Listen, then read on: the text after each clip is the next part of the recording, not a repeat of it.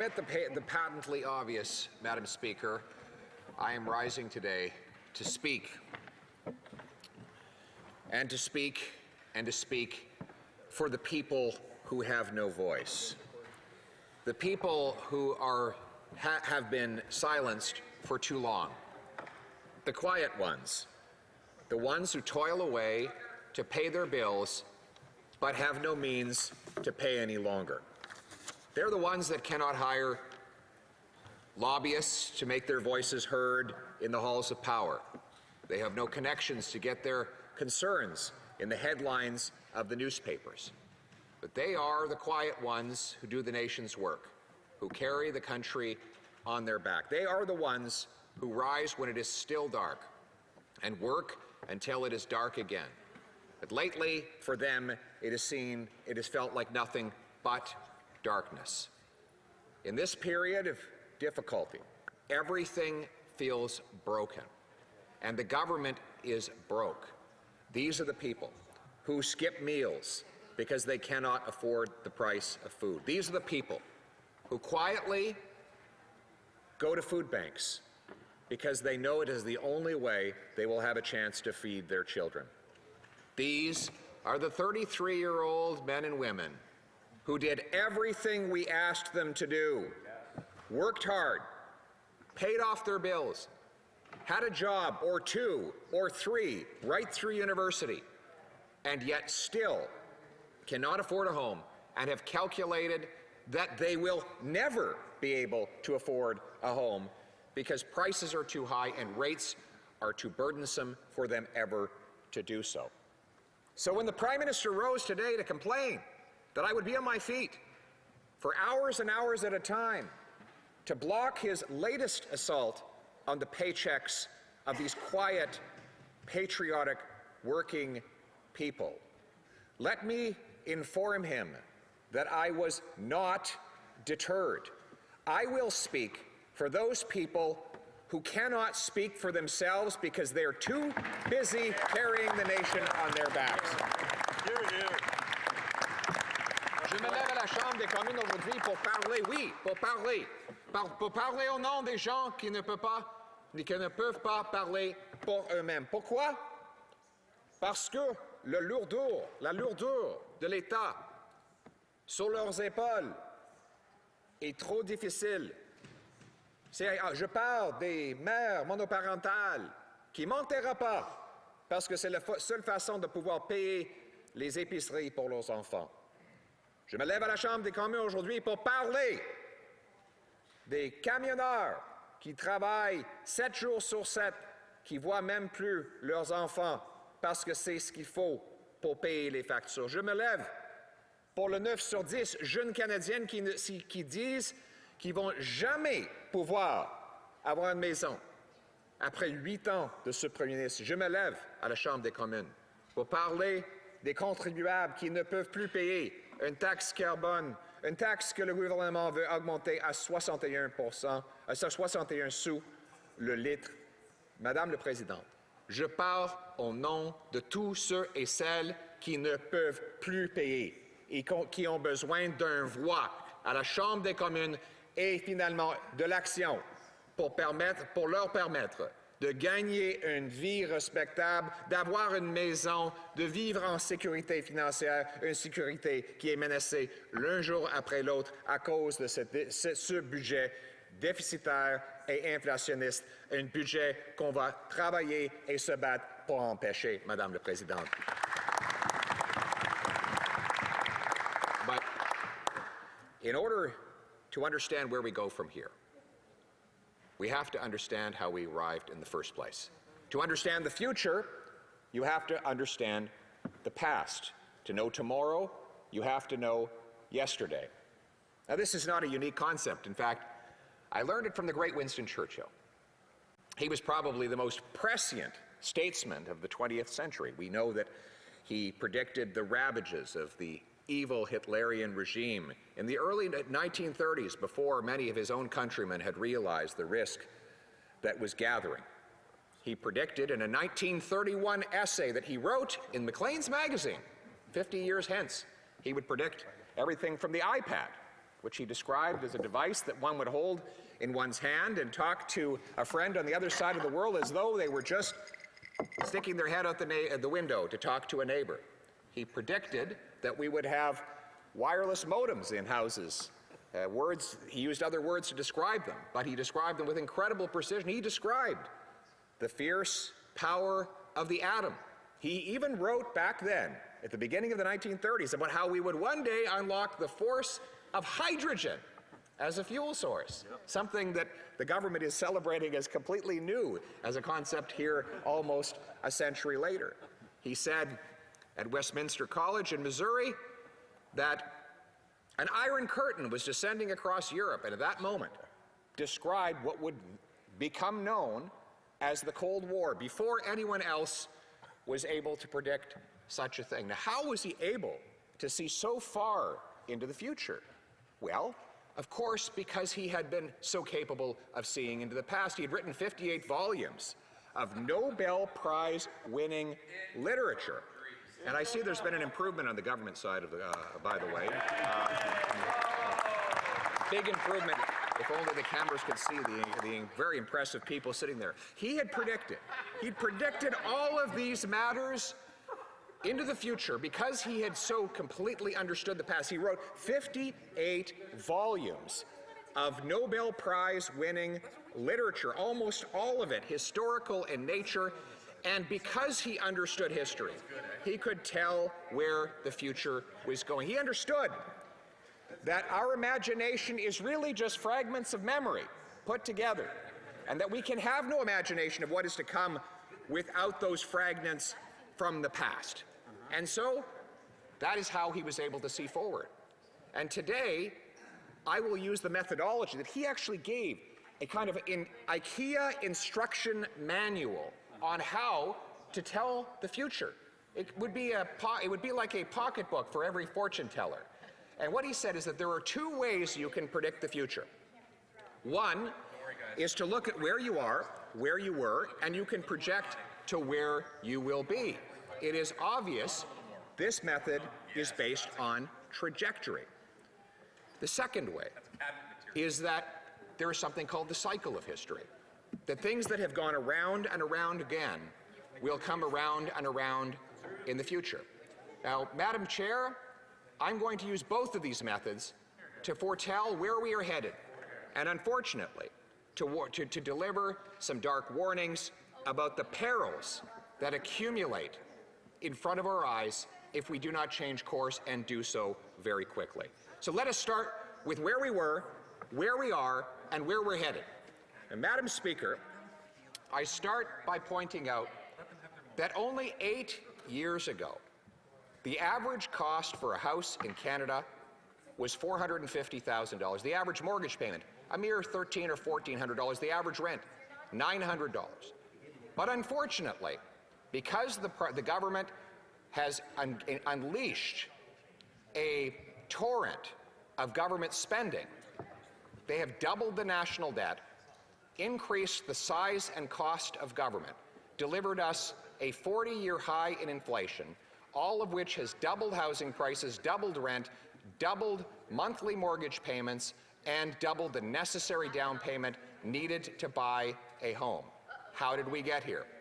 Madam Speaker, I know that the members across the way would like to continue to talk me down, to silence my voice, because they do not want, Madam Speaker. Order, order, order. I seem to have one of the official opposition members heckling him as well. So I would just ask members to please not interrupt. I just want to, I want to remind members that while someone has the floor, it is not very respectful for others to be speaking. If they wish to have conversations, they should take it out and allow the honourable member to have the floor to be able to do a speech, because I know they'll have questions and comments to ask. The honourable have a respectful to leave no one in the room on the government side when So again, there is people in the room, there is individuals in the room, and I would just, it's not a point of order at this point, unless the, and I don't think that the honourable member can even call for quorum. So I would just ask, and there is quorum, so I would just say the honourable member, leader of the official opposition. Again, it's still happening. I think we can have it quiet as a mouse. Is that possible? Order, order. If you, if honourable members want their own members to speak, I think that they should be quiet as well. The honourable leader of the official opposition. Point of order. The honourable member for Timmins, James Bay.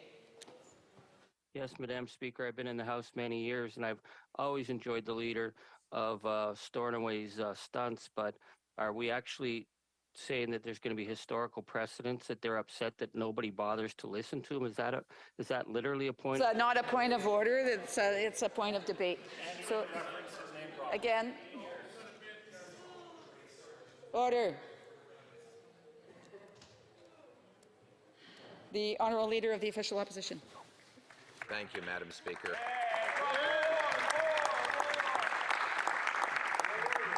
It was good to hear from the honourable member for Timmins. He does make a lot of noise, but that's because an empty wagon rattles the loudest, doesn't it? That's okay. The people of Timmins keep telling me, I've been there 4 times in a year, they say they see more of me in the last year than they've seen of him in the last decade. And they're happy about that.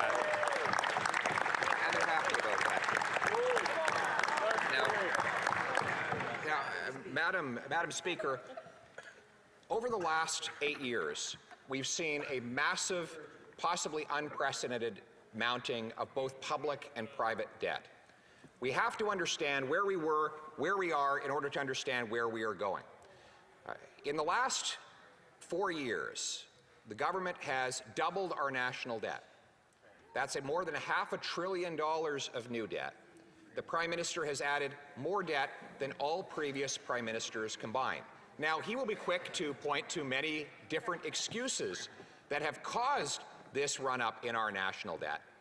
But I will point out that while there was a COVID pandemic, this is not the first crisis we've ever seen in the history of the world. And while there has been a war between Russia and Ukraine, this is not the first war ever fought in the history of the world. We had the great global recession under the previous Conservative government. We had 2 wars, one in Afghanistan, another that was in Iraq and Syria, and we managed to do so while managing to keep the debt the lowest in the G7 and to balance the budget, Madam Speaker. Other countries faced similar challenges without adding as much debt. For example, the Swiss, who are right in the center of Europe, closer to the conflict in Ukraine, and more dependent on global supply chains than we are because they are a landlocked nation surrounded by the European Union, were able to balance their budget, pay down their deficit, pay down their debt, and keep interest rates, inflation, and unemployment lower than all of the other OECD countries, proving that just because there is a pandemic or a war in one part of the world does not force a government to completely bankrupt itself. Now, let us recall that this Prime Minister added $100 billion of debt before there was even the single first case of COVID, and he's added roughly $100 billion since COVID came to an end. And during the COVID pandemic, 40%, or $200 billion of the new debt that he added, had nothing to do with COVID whatsoever, according to the parliamentary budget officer. So the idea that we can blame all of this new debt on factors out of his control is provably false. He had a choice, and his decision was to spend without any thought for future generations or for the financial viability of the country. And in order to enable his spending, he unleashed nearly unprecedented monetary printing of cash. Now, this was done through something called quantitative easing, where the central bank purchased government debt at exceptionally high prices, driving down yields on that debt, and ultimately pumping $400 billion of new cash into the economy in less than 2 years. Now, many will say they had no choice. There was a pandemic after all. Let's review that excuse.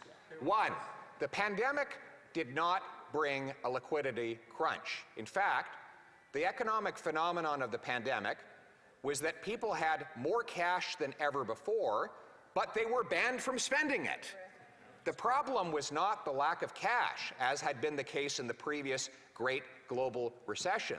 The problem was that people and businesses had bank accounts that were overflowing with cash with nowhere that they were allowed to spend it. In that kind of environment, the worst possible thing one could do is to print more cash and further overflow bank accounts with that money, which in the end we knew would ultimately have led to inflation.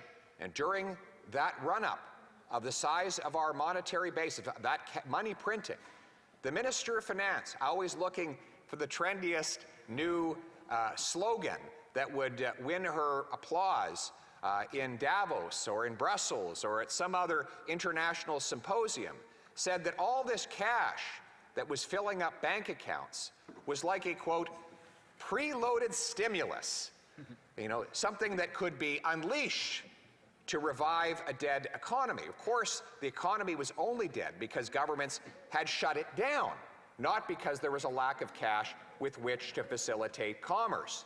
And so when the economy opened, all of that excess cash was unleashed, and the goods we buy, the interest we pay, were automatically and predictably bid up.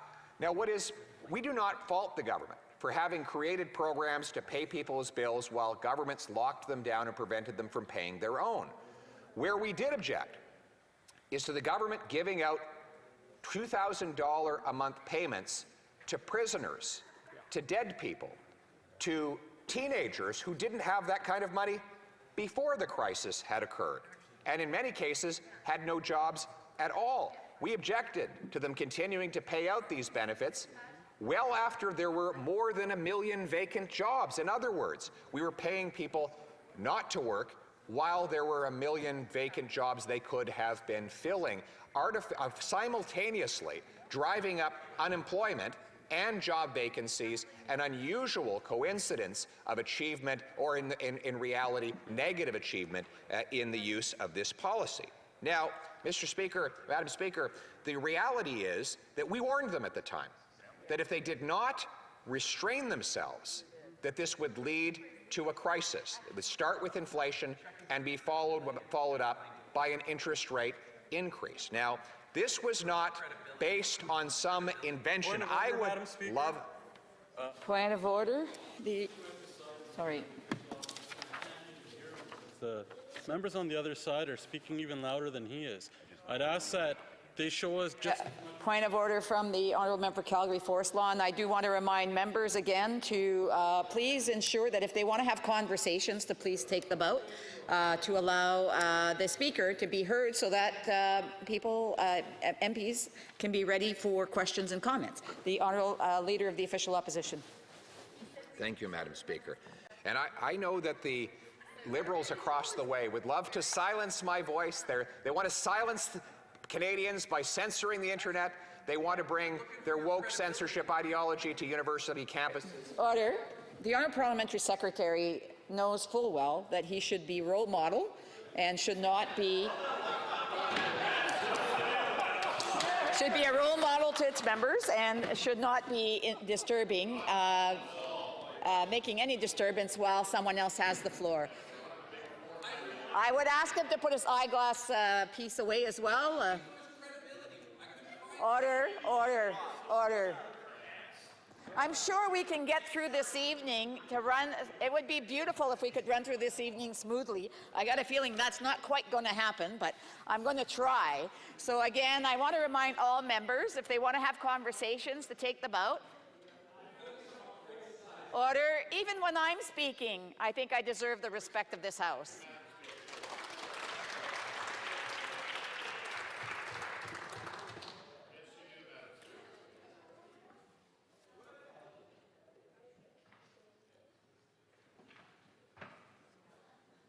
The Honourable Leader of the Official Opposition. Thank you. Well, I think we can all agree that if the member for Kingston is our role model, that's a good reason why we're in so much trouble today.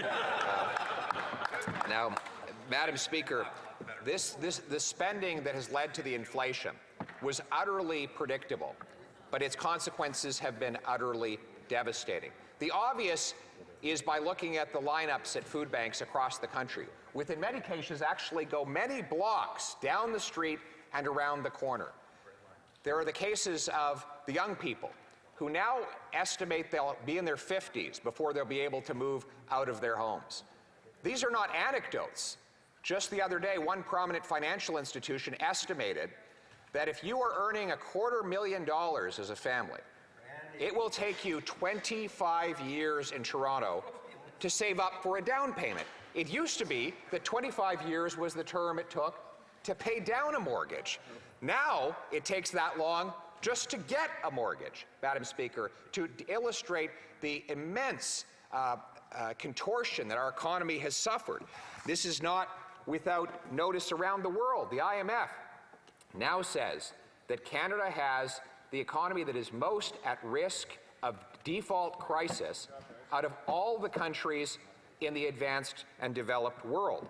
Right now, household debt is 107% of GDP. That is to say that the combined debt of Canadian families is 7% bigger than the entire GDP of our country. And we have the worst household debt of any G7 country. This debt was not an accident. When governments create cash, they're sloppy about it. They don't simply print the money and hand it over to the Prime Minister to spend, although I think he might prefer that kind of efficiency. Rather, what they do is they have the central bank purchase government bonds on what is called the secondary market. In other words, the government sells the bond to the financial institutions, the central bank buys it back. This creates an artificial private sector demand for government debt, which means it makes it very easy for government to borrow money. After all, if I say to you, Madam Speaker, that I'll sell you a bond today for $1 and I'll buy it back to you tomorrow for $1.10, it's pretty easy to imagine that you would accept that transaction so that you could arbitrage the $10 profit on the back and forth. And that allows government to spend cash very easily. It also increases the money supply. What it does is it balloons government and the financial industry. It's why when the Federal Reserve has engaged in this practice of so-called quantitative easing, it has been wildly popular in both Washington and on Wall Street, among Democrats who like big government and among Republicans who like big banks, because both of them actually profit when government creates cash to inflate financial assets and to inflate the spending capacity of itself. And therefore, what ends up happening is that those who benefit off of government expenditures profit, those who benefit off the financial sector profit. Made aware that there's someone who is taking pictures from the lobby into the chamber.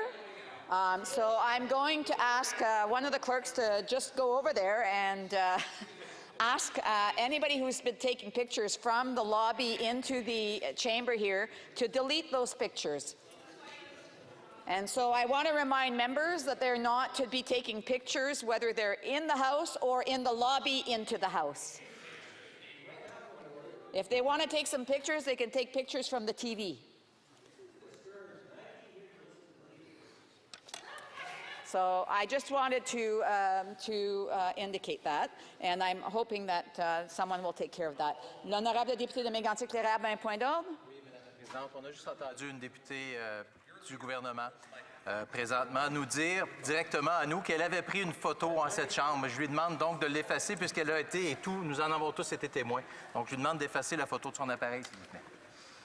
Alors, je vais demander que si les députés ont pris des photos, d'assurer qu'ils enlèvent les photos. Ils savent qu'ils ne devraient pas prendre des photos dans la Chambre. Si c'est difficile pour eux de pas prendre des photos, je demanderais qu'ils laissent leur téléphone sur l'autre bord, puis peut-être qu'il n'y aurait pas maybe they just won't be so eager to do that. So I just want to remind members that they're not to take pictures in the House. If they have, they are to delete them. Anybody in the lobby that has taken picture inside the chamber from the doors, they are asked to also delete those pictures. The Honourable Leader of the Official Opposition, and I do want to remind members again to please not to be talking to each other across. If they want to talk to them, they can go and ask them to leave and go out into the lobby. The Honourable Leader of the Official Opposition. As I was pointing out, this practice of so-called quantitative easing was not invented in Canada. In fact, it started long ago in Japan, which caused a massive gap between the rich and the poor to appear because the Japanese government printed cash, inflated asset values, left the working class behind, and inflated the wealth of the super rich. This led to a long-standing slump in Japanese economic growth because investors no longer had to invest in productive assets that would generate wealth for the Japanese economy. Rather, they could just sit on their property or their stocks or their bonds and allow the Japanese central bank to inflate their values. The Americans then replicated this idea of quantitative easing in the US financial crisis. And the result was a disaster, a decade of very slow economic growth. Furthermore, a major expansion in the gap between rich and poor.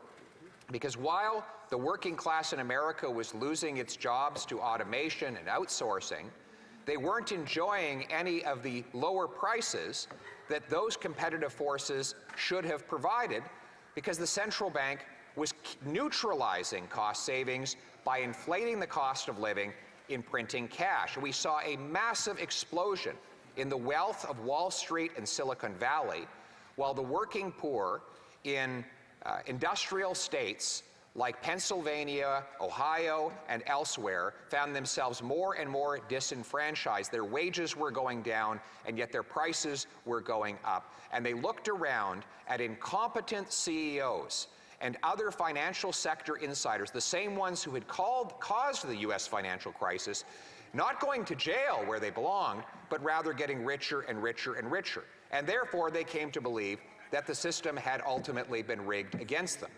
Now, I bring this to the present because the government claims that because all central banks were engaging in quantitative easing, we had to do it as well. The American Federal Reserve, our big friendly neighbor to the south, does something. The argument goes that we have to do it too. Only that is provably false.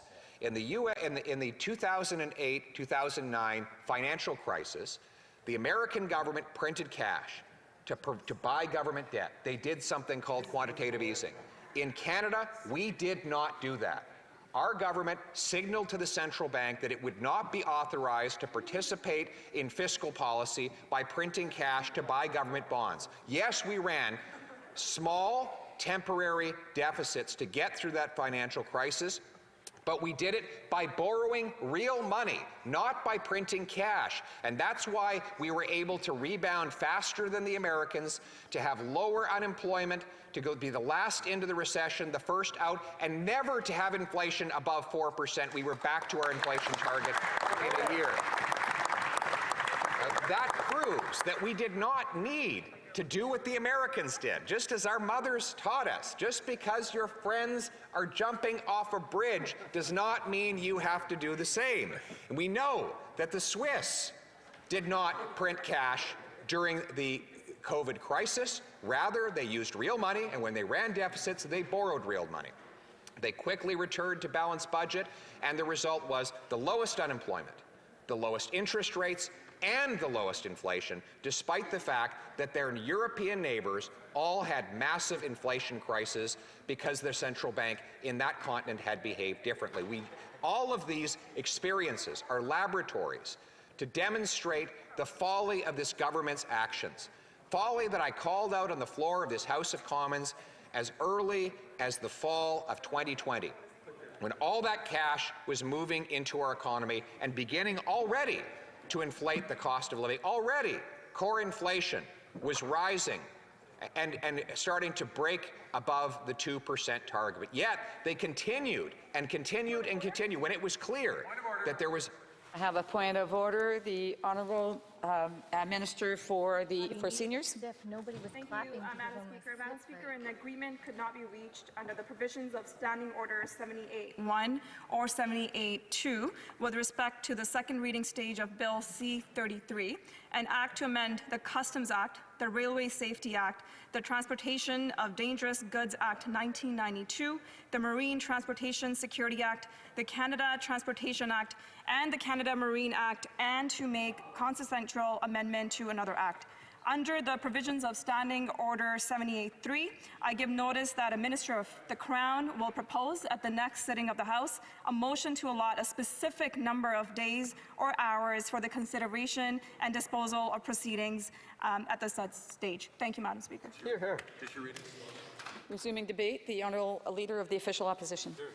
Madam Speaker, so now that we know what worked and what didn't work, we have to understand the consequences of the fact that the government took the wrong path. I don't need to go on at any length about the ravages of inflation. We all know, we all hear the stories. All of us can tell heartbreaking stories of families that are, I see a member right now who is just looking at an email on his phone of people who can't pay cannot pay their bills. Now, I see that the members across the way say that our member for Barrie is in trouble for looking at an email from a constituent. He should be looking at those emails, and maybe she would benefit if she actually looked at the emails from her constituents as well.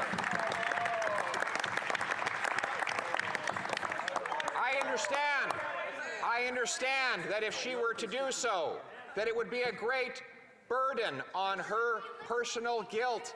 If she understood the single mothers who are skipping meals, if she understood the families that are now defaulting on their loan, a 16% year-over-year increase already in the number of Canadians who are missing mortgage payments, if she took a moment to look in the eyes the 37-year-old who's been working all of his adult life and still can't afford a home, if she took a moment to talk to the farmer who borrowed so that he could expand his farming operation under the government's promise that interest rates would be low for long, if she looked at his email, then maybe she would be less arrogant in supporting the very inflationary policies that have caused all this misery. Maybe if they would just for once listen to the people who pay the bills in this country, we wouldn't be in the mess that we're in right now.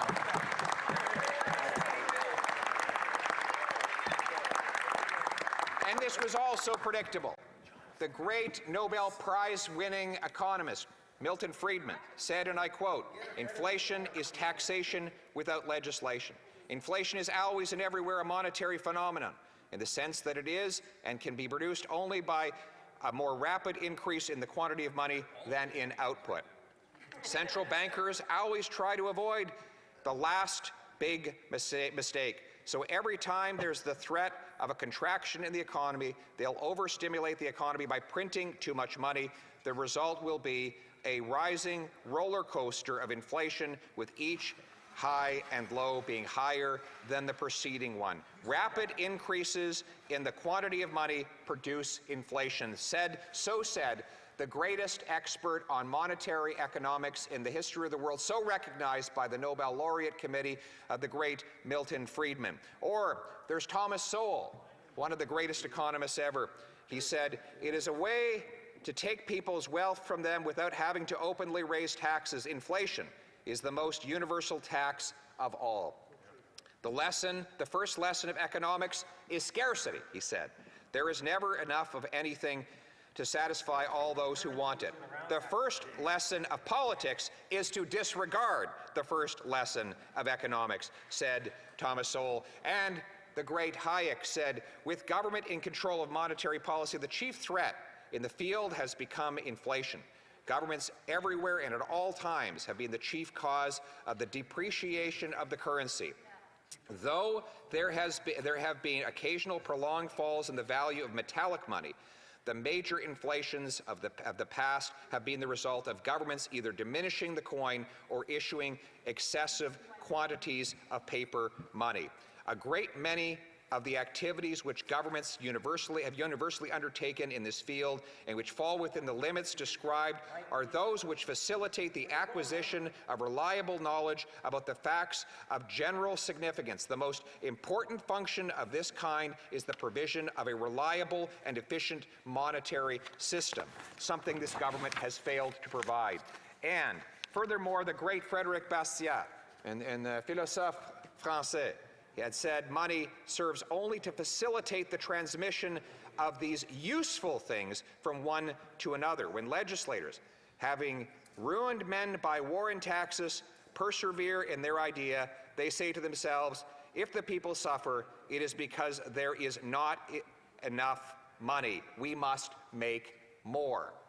Madam Speaker, this tactic the Prime Minister deployed was nothing creative or new. It has been the tactic of all the emperors, the kings, the presidents, the prime ministers, the incompetent, the self-indulgent leaders who run out of other people's money and so create more cash. I think of the story of Henry VIII, who spent lavishly on himself and without restraint, who spoiled his court, and of course ran out of money. But it was a difficulty in creating cash in his time, and that is that the British pound was actually a pound of silver.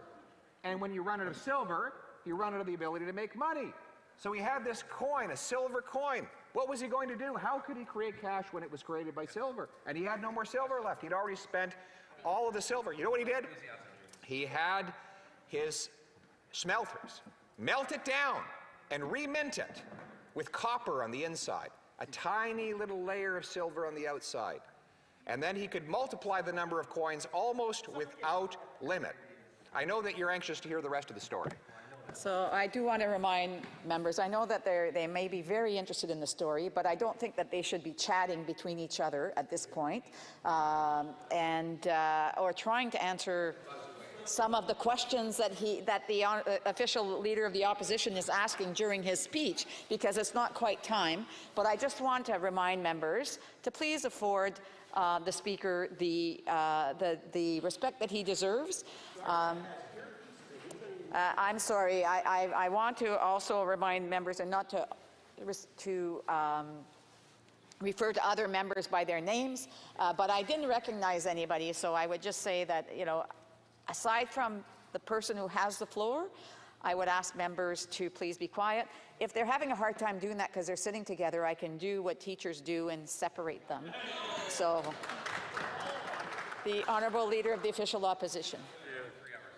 I know that they're just excited to hear the rest of the story, Madam Speaker, and that's why they're having trouble containing themselves. So what was Henry VIII to do but to use copper on the inside of his coins and silver on the outside to multiply the coins without limit? There was only one problem, and that is that he put his big, ugly, fat mug on the front of the coin, facing outward. He wanted everyone to see him straight on.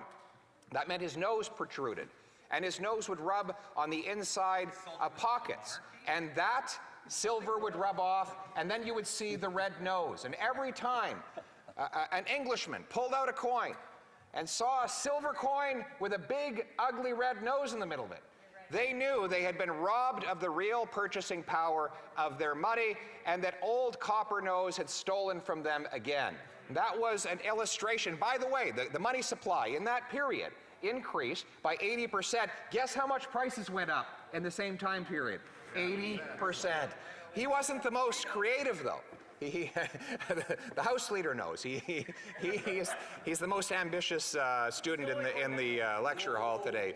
In fact, he knows he could give the lecture. He knows more about it than I do. The great House Leader of the Conservative Party is here today.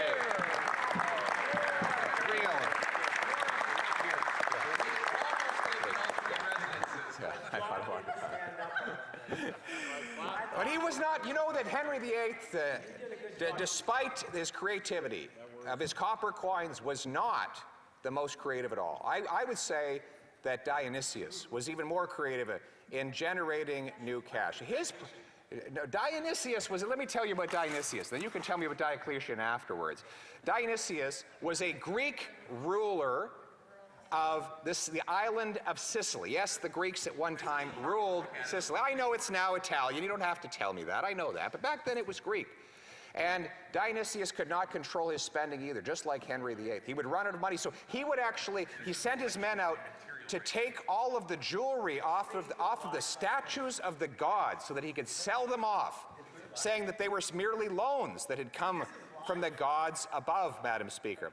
But when those riches ran out as well, he had to resort to other tactics. And so what he did is he took all of the coins that he had collected. They were called drachmas. That is the Greek word for what we would call a dollar. And every coin was 1 drachma. So he said, I have a simple answer. Why don't we just mark a 2 in place of the 1? And all of a sudden we'll have twice as many drachmas. Now, I hesitate to share this story in front of the Prime Minister because I do worry that he might simply turn every loonie into a toonie and every toonie into 4. You run out of money, you can always create more, right? But so please, to the Liberal friends across the way, please don't tell this story to the Prime Minister, okay? Thank you very much. We have a bargain. This is strict secret. And by the way, if you're listening out there, you were sworn to secrecy as well. Do not tell the Prime Minister. We do not want to give him any ideas. But the result, of course, was that all of the working people on the island were effectively had a real cut in their purchasing power of 50%. Yes, they had the same number of drachmas, but half as many coins. And so each drachma would buy half of what it would. He literally cut the wages of the people in half, but he was able to spend those coins before the inflation had sat in. So in other words, he was able to enjoy the newly created riches for the brief instant in time that they lasted before inflation melted them away, and then it was the people that lost the purchasing power. And so it is with so-called quantitative easing. It is always the bankers and the government insiders that touch the new money first and therefore enjoy the riches most splendidly. And the working class only get those dollars when they trickle down from the top, and they no longer have their purchasing power. That is why we must, and when I am Prime Minister, we will, once and for all, put an end to trickle-down economics. It doesn't work, it never works, and I will never allow it. Now, we know that the creation of cash has caused the inflation that existed, in the massive poverty, the misery, the feeling of brokenness across the land, the tent cities. All of that has been the result of what this government has caused through the creation of cash. But I am here today to warn of a much graver and insidious risk that is still ahead of us. And this is where I rely on Churchill's second method of foretelling the future, and that is the cyclical method. To look at what has happened in the past to predict the cycles of the future. Now, we know that this is not the first time governments have created cash or run up massive debts. But we need to understand where it leads after the inflation cycle is gone. What can often come next? And here today, I rely on the wisdom of the Stoics. The author of Stoicism, the modern author of Stoicism, Ryan Holiday, wrote of the quote-unquote premeditation of evils, a Stoic exercise of imaging things that could go wrong or be taken away from us. As Seneca would say, the unexpected blows of fortune fall heaviest and most painfully, which is why the wise man thinks about them in advance. And so I regret that I have to think about these unfortunate and possible blows of fortune that are coming our way. Madam Speaker, I have a question for you. If you had a time bomb ticking away under your home, what would you do about it? Well, if you didn't know it was there, you wouldn't do anything at all because you would have no reason to respond. Assuming that after you survived its detonation, you would have to scramble to rebuild your life. Now, we know what it's like to be struck with unexpected blows. We've seen them. The attacks of 9/11, the COVID pandemic, of course, the U.S. financial crisis, all things that were little foreseen and little foretold. And as a result, We all had to scramble to respond to what we did not prepare for. So why is it that Western nations have such difficulty foretelling the dangers that are coming? In recent decades, we have been breathtakingly unprepared for terrorist attacks, natural disasters, mortgage crises, Al-Qaeda. All these things were words that were unknown until all of a sudden they struck. I quote again from Ryan Holiday, "It's impossible to prepare for or prevent something you're unaware of." Yet in each of these recent crises, the warning signs were there if we had looked for them.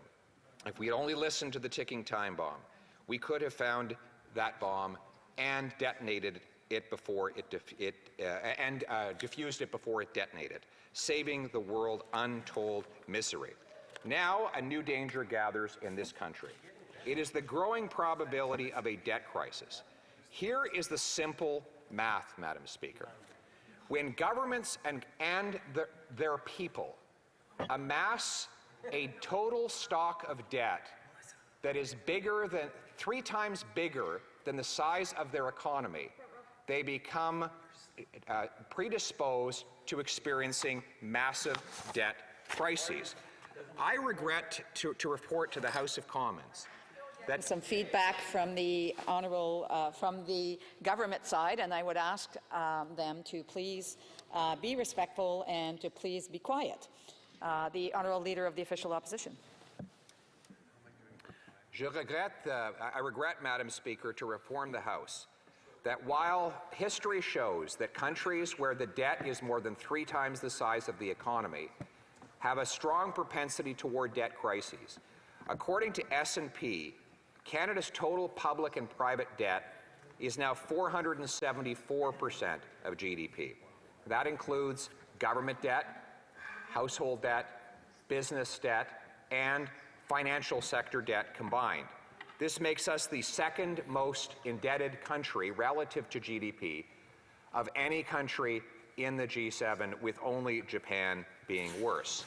Now, I spent a lot of time when I was the Shadow Minister of Finance studying debt crises, and there is a phenomenal book called Big Debt Crises written by Ray Dalio, the single most successful hedge fund manager in the history of the world. And in it, he quantifies the precursors to debt crises. He put together the 48 biggest debt crises that have happened in modern world history. And he put together a chart of the debt to GDP ratios of all of those countries. And I'm talking now here, I'll list off some of the crises that might come to mind. There was the Greek debt crisis that happened roughly just over a decade ago in Europe. That crisis then spread to Spain and Portugal and other European countries. There was the U.S. financial crisis, which of course was ultimately a mortgage debt crisis. There are examples of the Argentinian debt crisis of 1998, 2001. I could go on. But in putting together all 48 of these biggest debt crises, he recreated the debt to GDP that all these countries had, public and private debt as a share of GDP. And I took the liberty of taking Canada's current debt to GDP ratio and putting it in that list. And what did I find? That our current debt to GDP ratio is bigger than all of those other crisis countries except for 2. In other words, there were 46 countries in this world, who had massive financial meltdowns with significantly smaller debt levels relative to the size of their economy than we have here today. So the question is, why have we, up until now, not had a full-scale meltdown? And the answer, of course, is obvious, because we have had such inordinately and artificially low interest rates. Even today, as rates rise, much of the debt that is in the current stock of the country is still locked in at lower rates. But that is not a permanent phenomenon. In other words, as every passing day, somebody's mortgage comes up for renewal, and the artificially low rate that they had up until then renews at a much higher rate.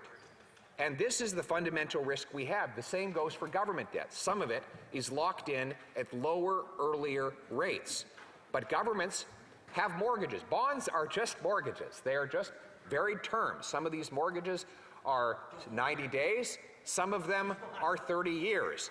Most of them are somewhere in between.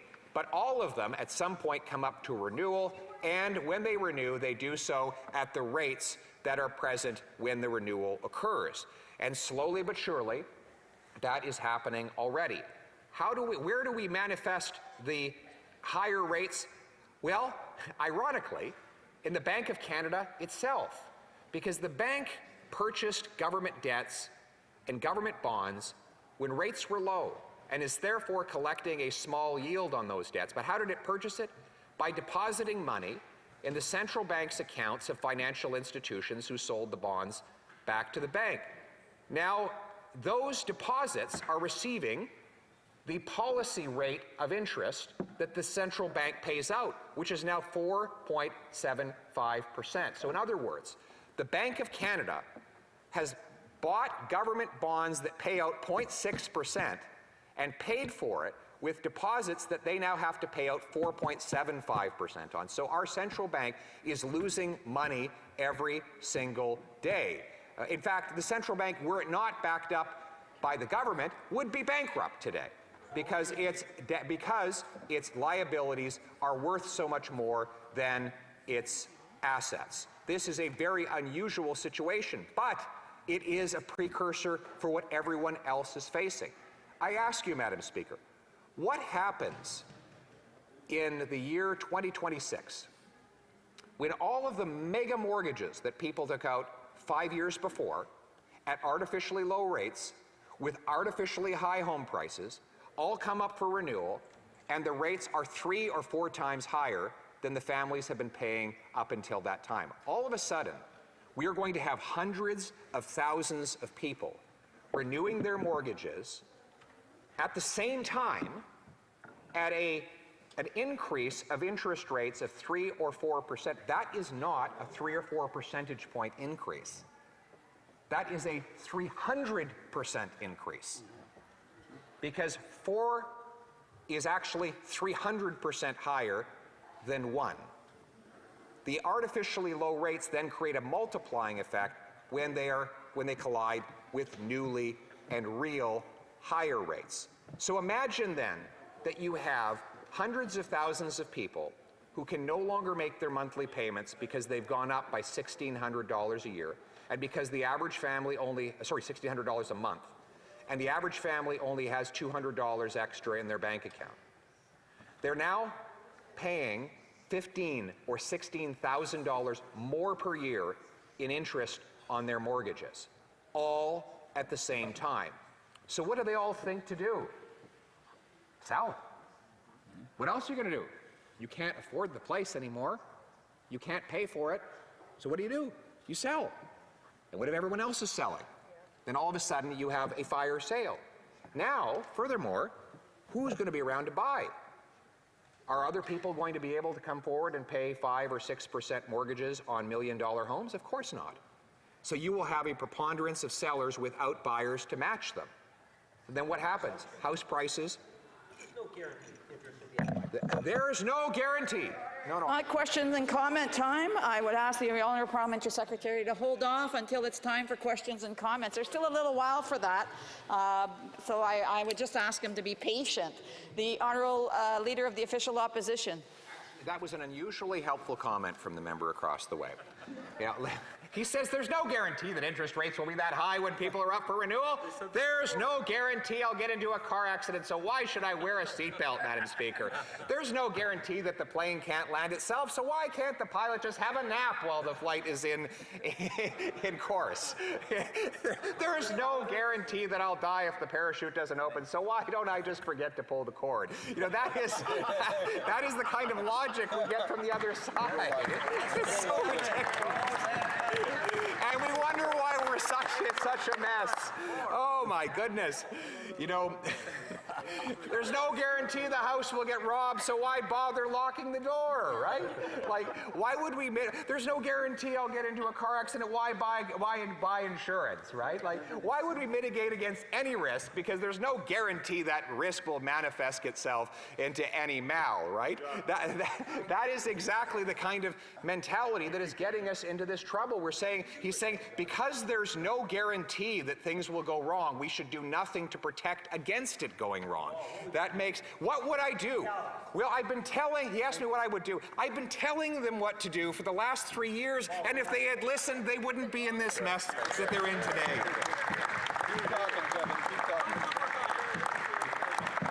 Mr. Speaker, Madam Speaker, what can be done?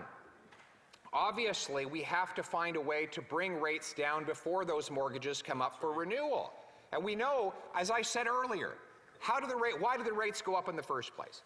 Government deficits led to higher inflation, which led to higher interest rates, which will lead to higher defaults.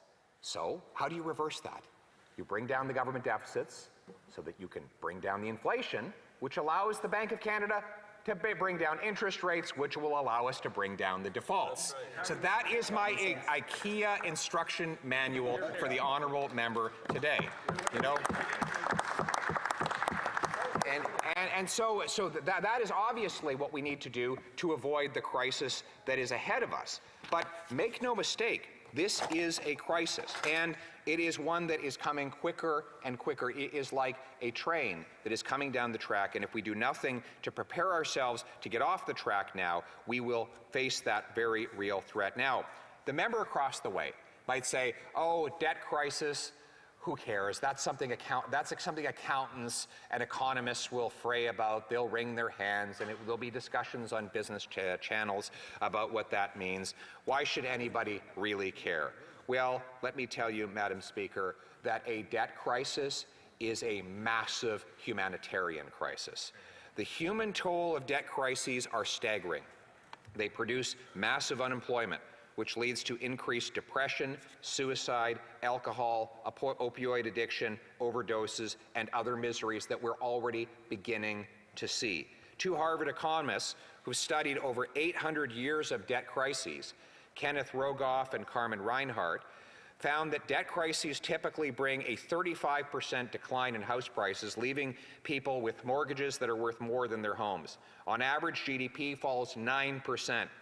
Roughly twice the GDP drop during the COVID recession of 2020. Unemployment rises on average 7%, which lasts on average 4 years. That means not just a loss of livelihoods, but a loss of lives. A University of Calgary study found that a 1 percentage point increase in unemployment increases the suicide rate by 2.1 percentage points. A paper by the British Journal of Psychiatry estimated that in Europe and North America, the Great Recession is associated with at least 10,000 additional economic suicides between 2008 and 2010. 10,000 people killed themselves. More people killed themselves during the Great Global Recession in the United States than would otherwise have done so absent that financial crisis. The same thing happened in Asia. Quote, it is estimated that the 1997 economic crisis in Japan, South Korea, and Hong Kong resulted in over 10,000 excess suicides, according to researchers in the British Medical Journal. The long-term job loss from a financial crisis would be at least as bad as what we experienced during the COVID lockdown, with the devastating personal consequences. Unemployed men and women have no job to go to in the mornings and nowhere to come and nowhere they can go to afford to go in the evening for recreation. As a result, they end up isolated and alone. Many turn to alcohol and drugs. Alcohol and drugs. We already see these pernicious mals exacting themselves on our people today. Quote unquote, and I quote, calls to one national suicide prevention line rose 200% over the period of COVID, according to CBC, prompting one of our members, the member for Prince George, to introduce a bill creating the 988 suicide prevention line. But make no mistake, the unemployment, the forced unemployment that happened during COVID led to more suicides, and if there is the kind of financial crisis that I'm trying to avoid, then there will be similar desperation, I am afraid, to report to the House. The number of overdose deaths in BC alone in 2021 was by far the highest on record and more than twice as high as it was in 2019. In Ontario and Alberta, opioid deaths spiked almost 50% during the lockdown periods. All of this can be associated with unemployment. Madam Speaker, researchers have found that when unemployment in a country rises 1 percentage point, the opioid death rate jumps 3.6%, and opioid overdose emergency room visits jump 7%. When the Greek debt crisis happened, wages, pensions, social programs, desperate people flooded into the psychiatric units across the country. The Council of Europe's Commission of Human Rights wrote that, and I quote, "Most patients admitted under this regime are unemployed persons, bankrupt businessmen, or parents who have no means of taking care of or feeding their children. Most are reported to be over 40 years old and have never shown previous signs of mental illness." Then there is the painful government policies that follow debt crises. Some of the harshest austerity measures, of which we've been warned by this Prime Minister, happened in Greece under a Marxist government, that was led by something called the Coalition of the Left. That was their name. An alliance of communists, eco-socialists, and anti-capitalists. Now, why would parties of an ideology that believes in boundless government programs slash public spending so dramatically in Greece?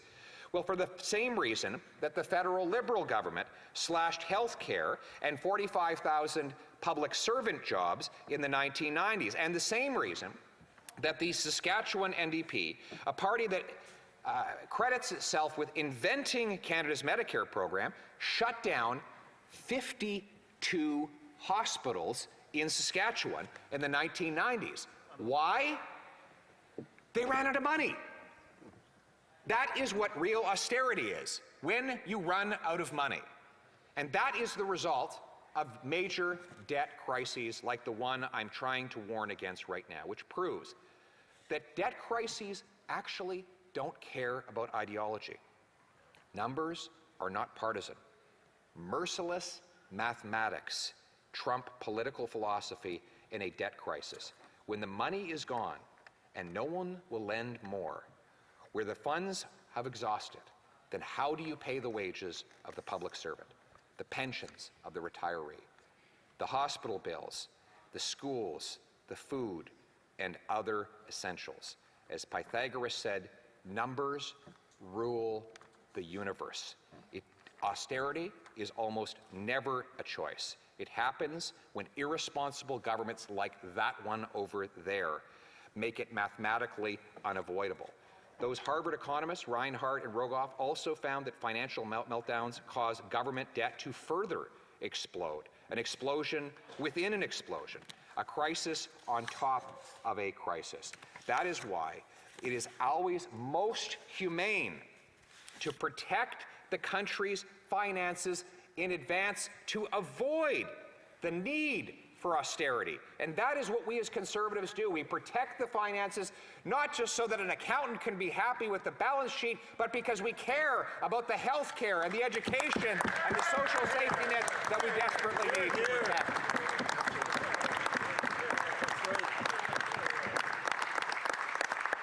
That is why we want to protect our finances, and that is why we want to avoid the nasty and ruthless cuts that the Prime Minister has in store for this country if he succeeds in bankrupting the nation's finances. And we've seen this ruthless mathematics under his father, who gave us not just inflation, but stagflation. He was successful at delivering both record highs in inflation and unemployment at exactly the same time. And look at the years of 1980 and 1983. During those years of the Trudeau debt crisis, unemployment and inflation both hit 12% at the same time. That means that we had a misery index of 24. Inflation plus unemployment gives you your misery index. This drove interest rates up to an almost unimaginable 19% a year. I remember those days, Madam Speaker. In fact, some of my earliest memories, I was born in pretty close actually. Member says I would have been in diapers. I was born in 1979. I just turned 44. And so my earliest memories started to appear around 1982, 83. And I remember the horrible strain and stress my parents faced. Now, there was actually the National Energy Program whereby the Trudeau government demolished the Alberta economy where I was growing up. We were largely protected from that because my folks were teachers, so they didn't lose their jobs, unlike many of the unfortunate but greatly patriotic and courageous Albertans and Saskatchewanians who were hit directly. However, my folks had a few little rental properties that my mother had scrounged and staved to make possible, and we were all hit with the higher interest rates that could not be paid with the rent the tenants were paying, and then we couldn't pay our mortgage, so we had to move to a smaller house. And that period was very stressful. There was massive dislocation. It's no wonder that the misery index reached its highest level, because misery is the best way to describe it. And Madam Speaker, some people can't take the misery. And during that time period, the suicide rate reached a record high. In 1983, I would have been 4 years old, the suicide rate hit 14.8% per 100,000 people, an 8% increase from 1980. 7 of the 8 worst years for suicide rates in Canada happened when Pierre Elliott Trudeau was Prime Minister. And that is because people's lives were coming apart. You just imagine, it's not just money. It's not just the desire to have more stuff. It's the shame of coming home to your kids and saying, you can't go on that little camping trip. I'm canceling your hockey. We have to leave this house and move into a tiny little apartment. That's the real human anxiety, the guilt, the pain, the frustration that literally breaks families apart, causes divorce and suicide. People lose hope and everything falls apart. So when I talk about the possibility of a very real debt crisis, when all of these mortgages that were locked in at low rates 3 years ago, 2 years ago, even 1 year ago, I'm not talking about an accounting phenomenon. I'm talking about a human phenomenon, one that we have a duty to avoid. We have a duty now to foretell the dangers that are coming, to protect our country against the ravages that it would mean for our population. And we know how to do that. We know that there are simple, common sense decisions that we can make in order to avoid such an eventuality from producing here in our country, as we have seen all around the world, and that we could replicate if we do not change course now. We know what the necessary steps are today. It is about spending less and creating more. Now, the member across the way will instantly assume that if something costs less, it must be of less value. And this is a fundamental breakdown in his understanding. The Prime Minister is the worst for this. He thinks that if something costs more, it must be worth more, right? As though the $500 million he wanted to give the wee charity was worth more than, for example, just having a passport that actually delivered to the people on time, right? Just because something costs more doesn't mean it's better. For example, government has a housing program.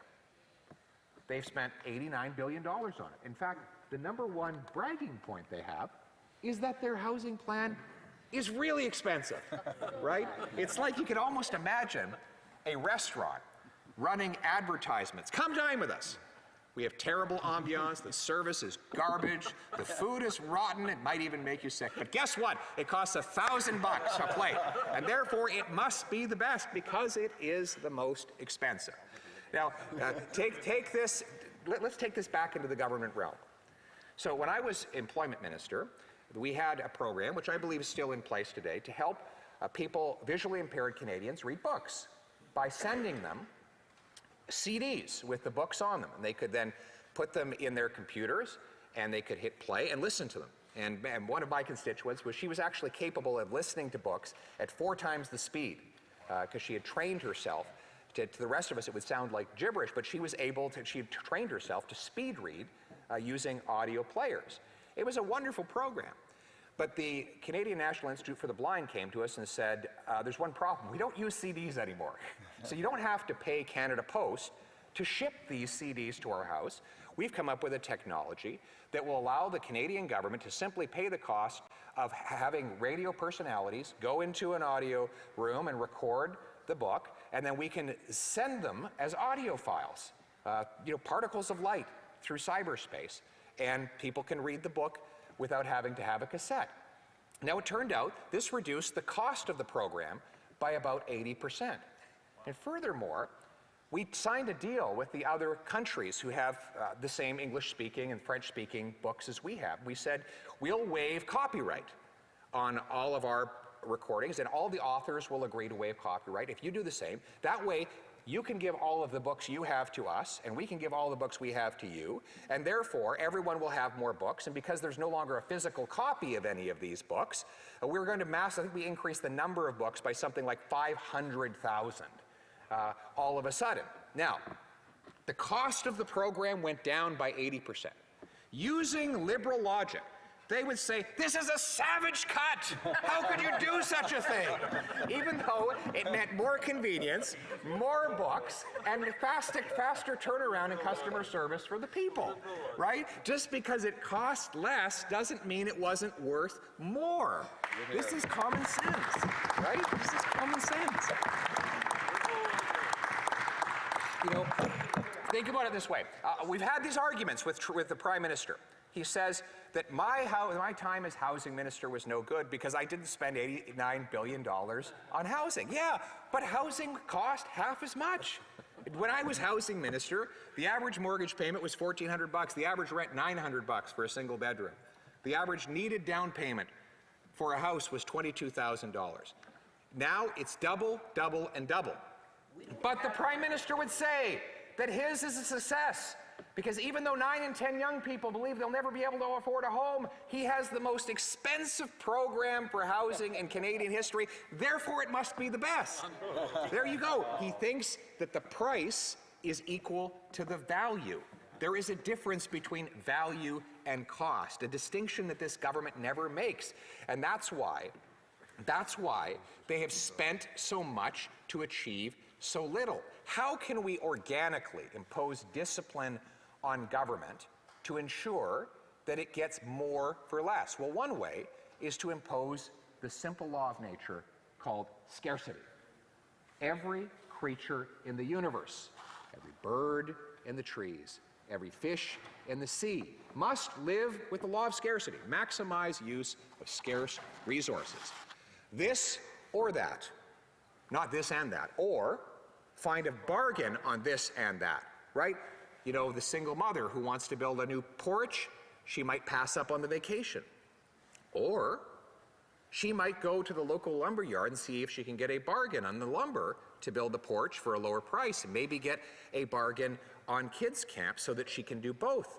That's the common sense budgeting that families do every single day. Now, politicians are the only creature in the universe that don't have to live by the universal law of scarcity, because using inflation, taxes, and debt, they externalize the scarcity on everyone else. They push austerity out of government and into the living rooms of the people, into the small businesses, onto the farm gate, where someone else has to deal with more scarcity because government is pushing its costs onto everyone else. Now, what if we internalize that scarcity? What if we require that government make the same trade-offs, the same common sense bargains that single mom, small business person, or farmer make every single day?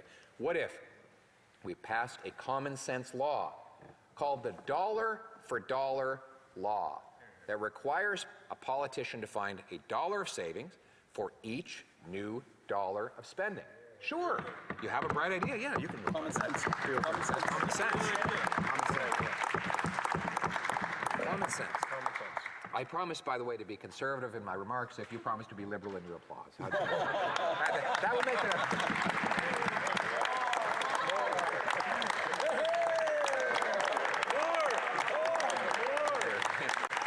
That's my idea of a bipartisan speech. Okay? Conservative content, liberal applause. But, Madam Speaker, oh yeah. I have a point of order. The honourable member for is it North Okanagan-Shuswap. Thank you, Madam Speaker. I didn't say anything previously, but I just noticed another government member coming into the House actually eating something.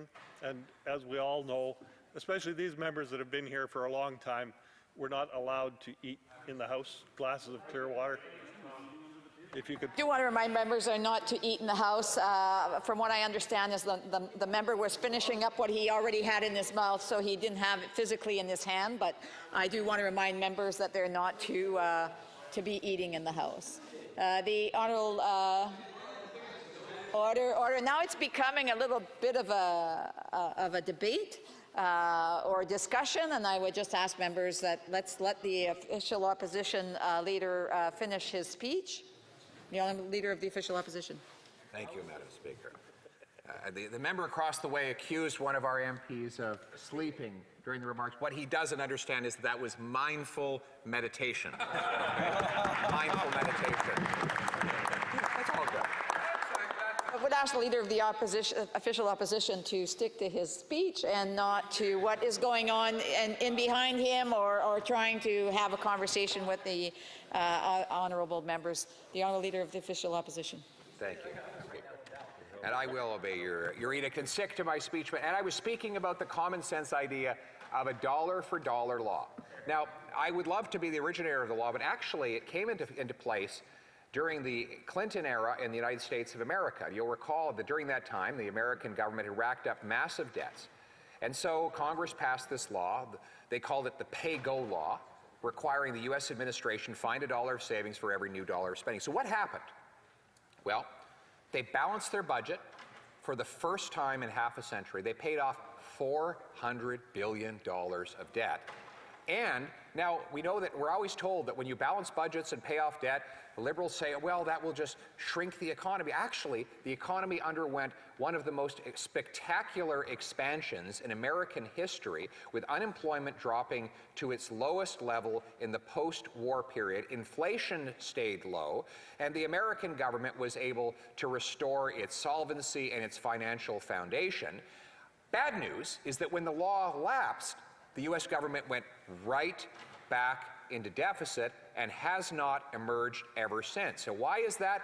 Because it is proof that politicians need legal limits on their spending. Otherwise, they will find it impossible to control themselves. They will want to spend more and more of other people's money to aggrandize themselves and buy votes. We need to impose legal limits on government spending, the same limits that every other Canadian imposes on themselves.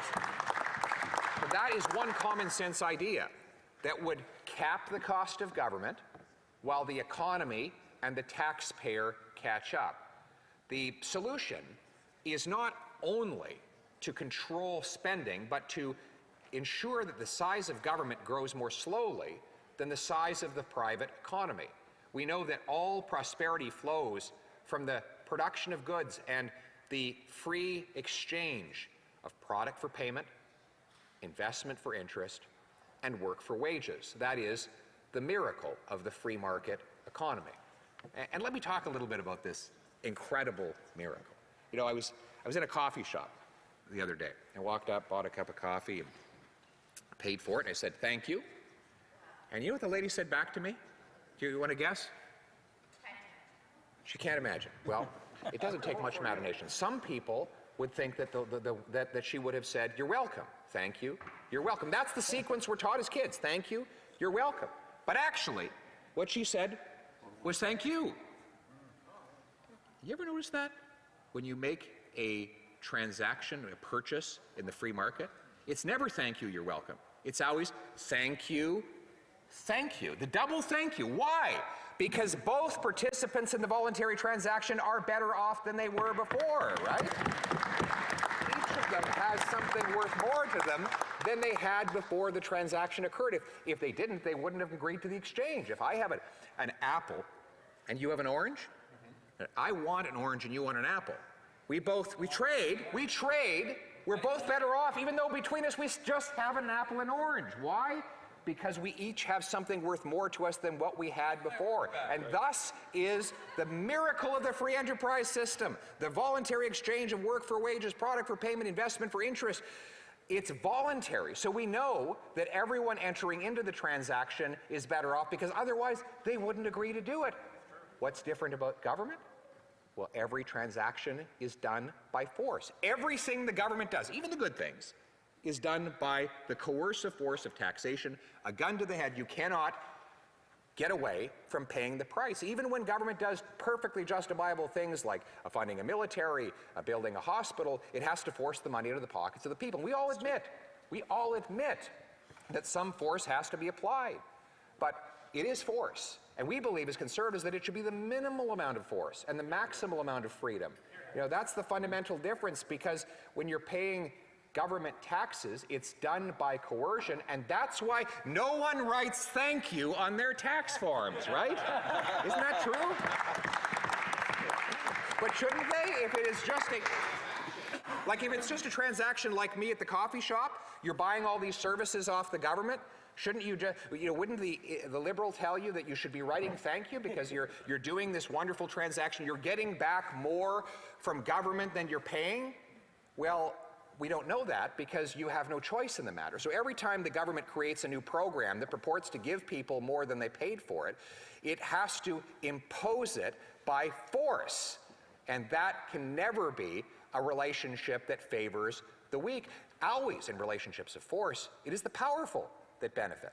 And this is the great lie of the socialists. Now they claim they always want to aggrandize the government because they want to protect the weak from the strong. But since when, in relationships of force, is it the weak that benefit? We know that it's always the strong. We know that in societies where government gets big and powerful, the small group of wealthy elites get more and more powerful themselves. Why? Because they have more proximity to the power that controls the money. If all the money is in the vaults of the state, well, the people with the keys to the vault are the ones who are going to get rich. Now, theoretically, for example, they will say that we need for G to take from A in order to give to B, because G is determined that B doesn't have enough and A has too much.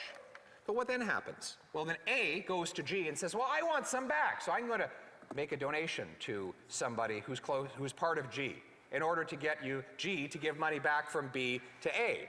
And before you know it, it's not A or B that are benefiting, it's G, right? Because it's G that decides who gets what. And that is ultimately what government, when it gets too powerful, it doesn't take from one to give to another, it takes from everybody to give to itself. And that is what we see with this government, an ever increasing size of the state, an insatiable appetite for other people's money that we see playing itself out in very real human consequences for the people who can no longer pay their bills. And those with power and influence, well, they're better off than ever before. Why? They can hire the lobbyists. And you know, lobbyists is probably, other than marijuana, probably the biggest growing industry in Canada is lobbying. We've seen under this Prime Minister a 100% increase in registered lobbying interactions. Now, why is that?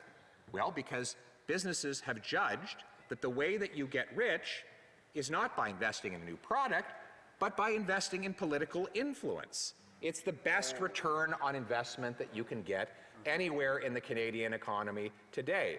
There's a company in New York that did a study on the amount American business spends on Washington relative to the size of the US government.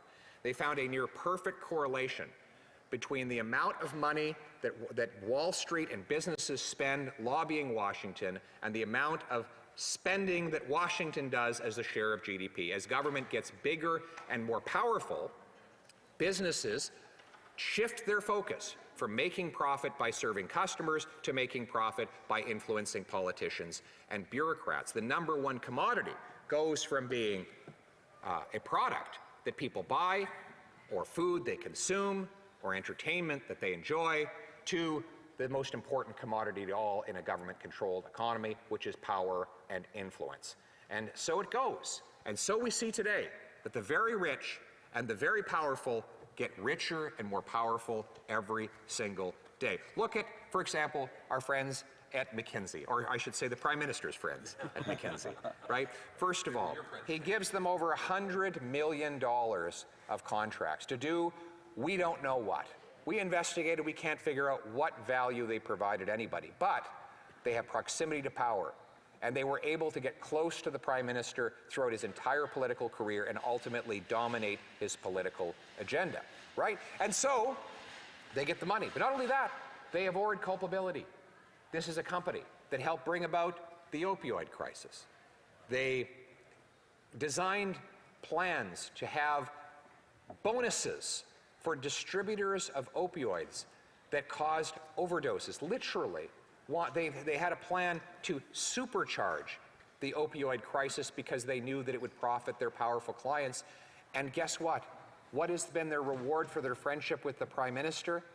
The federal government has thus far not sought or received a single penny in settlements from McKinsey, despite the fact that Canadian taxpayers are paying a fortune for the opioid crisis that company helped to cause. In the United States of America, the U.S. government has actually obtained awards from McKinsey and other companies for having caused that crisis, but because of the immense political influence of that company, this government in Canada has not been able to do that. $600 million of 49 jurisdictions have taken from McKinsey because of the opioid crisis that they caused. But here in Canada, this Prime Minister has not been able to get a single solitary cent, or perhaps more accurately, he has not wanted to get a single solitary cent back from this corrupt enterprise which helped cause the immense misery and loss of life.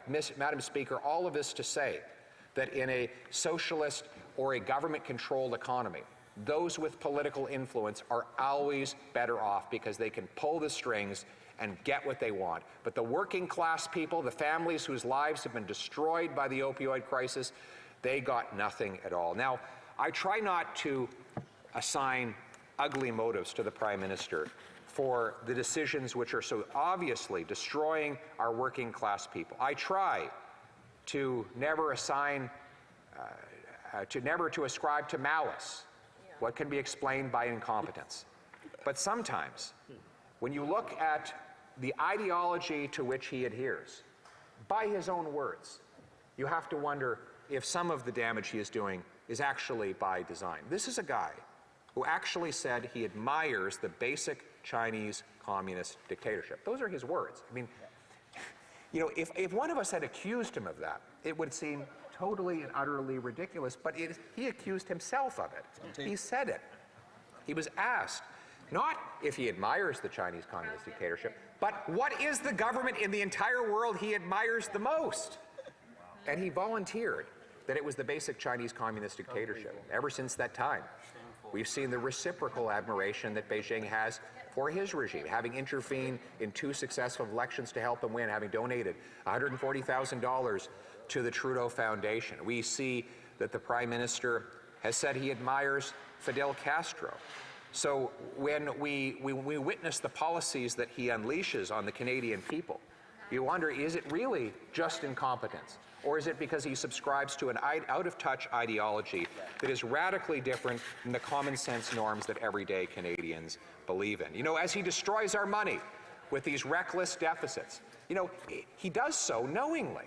Now, I used to think he just didn't know any better, that he was perhaps naive, that having been raised with a trust fund bequeathed to him by his multimillionaire petroleum grandfather, that perhaps he just didn't know how money worked, because he had had it all given to him. He didn't come up through a working class family where scarcity is a daily a guest in the house.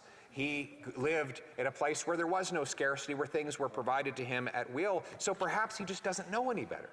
But 6 months ago, his own finance minister admitted that deficits cause inflation, an admission that I found quite encouraging if she had stuck to it. But then the Prime Minister tapped her on the shoulder and said, they may cause inflation, but that's just fine. We're going to go on with $60 billion more in deficits. Is this a design? Is this part of his ideological objective? You know, to quote the great John Maynard Keynes, Lenin is said to have declared that the best way to destroy the capitalist system was to debauch the currency. By a continuing process of inflation, governments can confiscate, secretly and unobserved, an important part of the wealth of their citizens. By this method, they not only confiscate, but they confiscate arbitrarily, and while the process impoverishes many, it actually enriches some, end quote.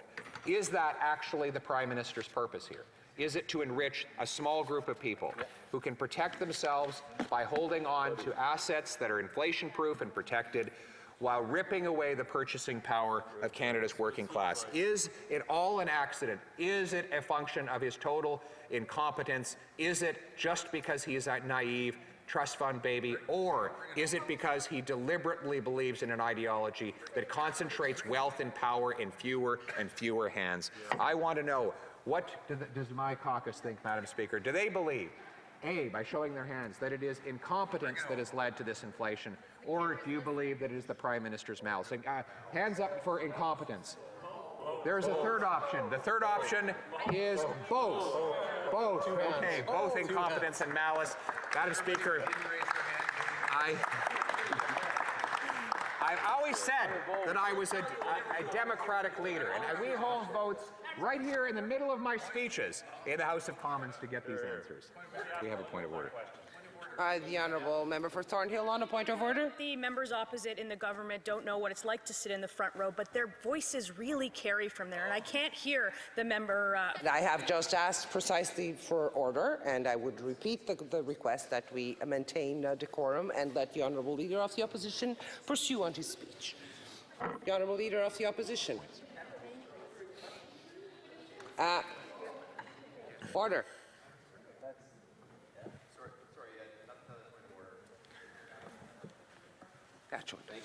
Thank you, Madam Chair. I am immensely enjoying the remarks of the leader, but these members in the front row, well, not normally in the front row, I should say, but in the front row this evening, are repeatedly interrupting with regular points of order. But Madam Chair, I actually had another point of order I wanted to raise just briefly while I'm on my feet, and it's regarding. We're dealing with one point of order at the time. Yes, the Honourable Member for Sherwood Park for Saskatchewan on a point of order. Thank you, Madam Chair. I did want to just briefly, while I have a chance, raise concerns about the response I received to Order Paper Question 1398. This was a, and I think I did not receive a response to this question, so I wonder if the Chair could just review the matter and return to the House on it. It was a question regarding gender parity and among staff. And the question identifies a number of specific areas where I'm looking for information about the gender parity among chiefs of staff, directors of policy, directors of communications, and other political exempt staff. The response that I received doesn't provide any of that information. It says that the government is steadfast in its commitment on this. Well, I will definitely take it under advisement. Could you, the Honourable Member, just provide the number of the question so that we can... Thank you, Madam Chair. I appreciate you taking it under advisement and returning to the House at the appropriate time. The question is question 1398, and it was tabled. Pardon me. It was submitted on April. Pardon me. No, the response was tabled on April 13th, 2023. Thank you. I will take that, or the Chair will take that under advisement. The Honourable Member for Prince George, Peace River, Northern Rockies on a point of order. Yeah, Madam Speaker, I know there's been a changeover in speakers, and I think the previous speaker has seen them acting like this for a couple of hours now. And considering the financial situation that we have in our country, we were talking about a very important issue with the budget and the impacts to regular Canadians and the possible defaults that will, sorry, Madam Speaker, the possible defaults that could happen to thousands of Canadians. That's what our leader is trying to say. And the group across the way, that's the government representatives, are being extremely disrespectful. And I just would ask for the for the benefit of all Canadians watching tonight that are concerned, that are losing their homes. It's well taken, and I have repeatedly asked the honourable members to please keep order and give the honourable leader of the opposition the chance to complete his speech. The honourable member for Peace River. Sorry. Thank you, Madam Chair. Earlier this evening, I was voting on via the hybrid parliament, and I just wanted to bring to the attention of the House the fact that when I went to vote this evening, when I clicked the camera on, my camera, when I was looking at the screen, my camera did not, or my screen did not light up. My stock image stayed there. And actually, that has been brought to the attention of the speaker who was taking the vote at the time, that there were technical difficulties, and there is. The people want their money back.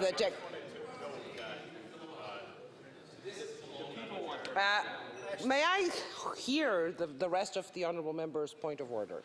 Yes. I did not. We will finish with the honourable member for Peace River. Yes. So it was just interesting that when I turned my camera on, I had the grid of members of Parliament up there, and when I turned my camera on, another member of Parliament's picture disappeared and my picture appeared there, and my stock image was still there. When I've just informed the honourable member that I cannot resolve that issue. The IT services can, and it has been brought to the attention of the speaker, and it will be looked at. The honourable leader of the opposition.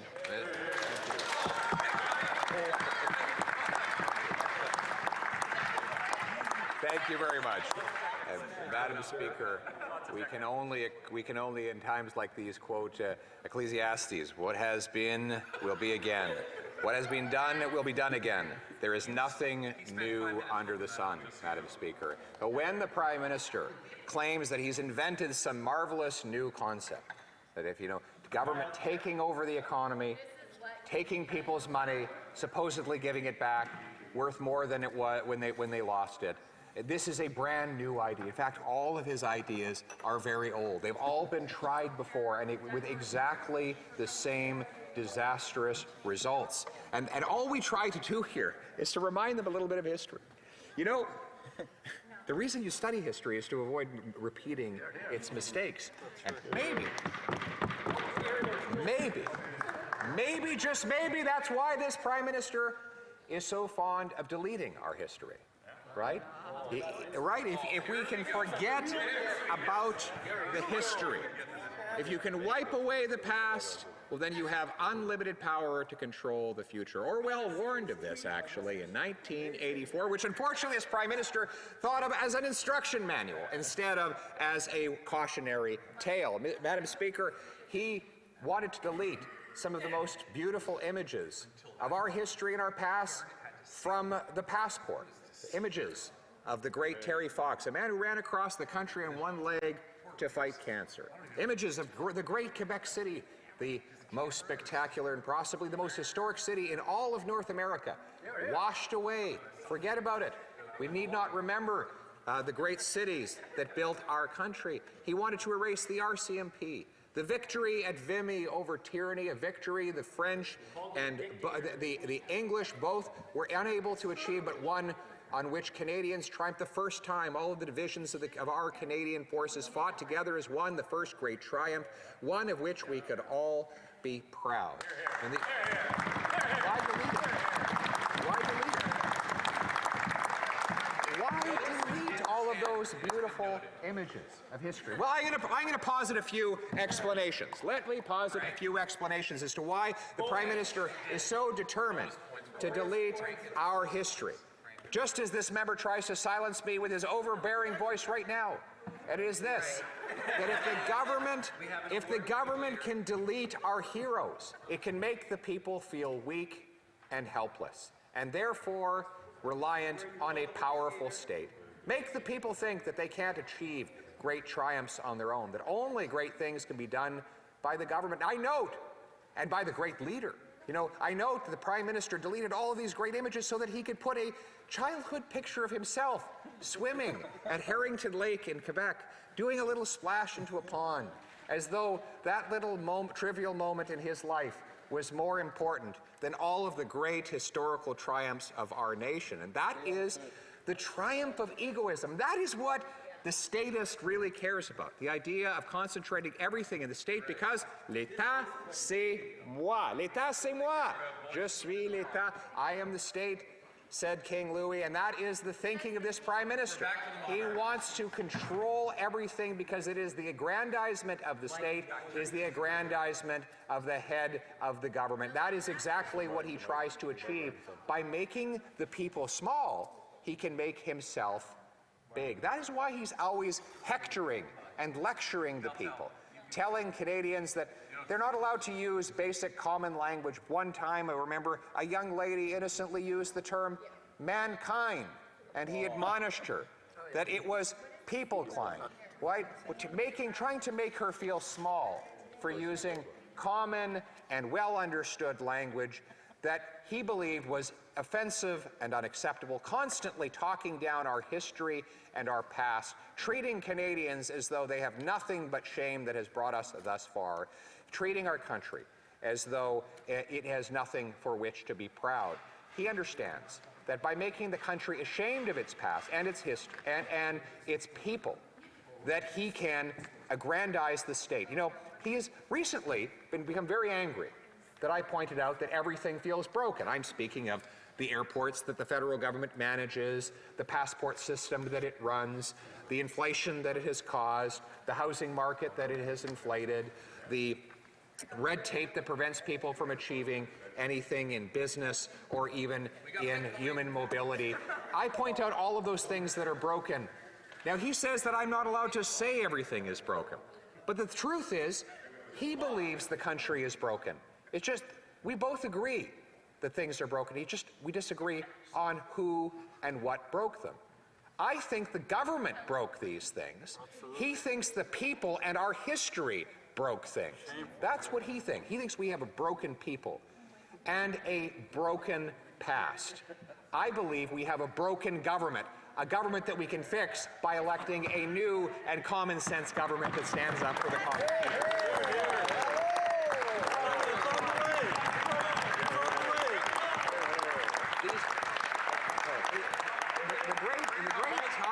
The great Thomas Sowell pointed out that for those on the hard left, it is not so much a view that they have of the world, but a view they have of themselves as higher beings that are capable of deciding for everyone else. That is actually the core ideology to which they adhere. Because when you really look at the inconsistency in application of their woke ideology, you see that there's nothing underneath it other than the concentration of power. So, for example, the Prime Minister likes to preach about woke identity politics. But that did not stop him from firing the first Indigenous Attorney General. He had no problem doing that. And why did he fire her, by the way? Because she interfered, because she would refuse to interfere to protect a wealthy multinational corporation from prosecution after it had stolen from Africa's poorest people.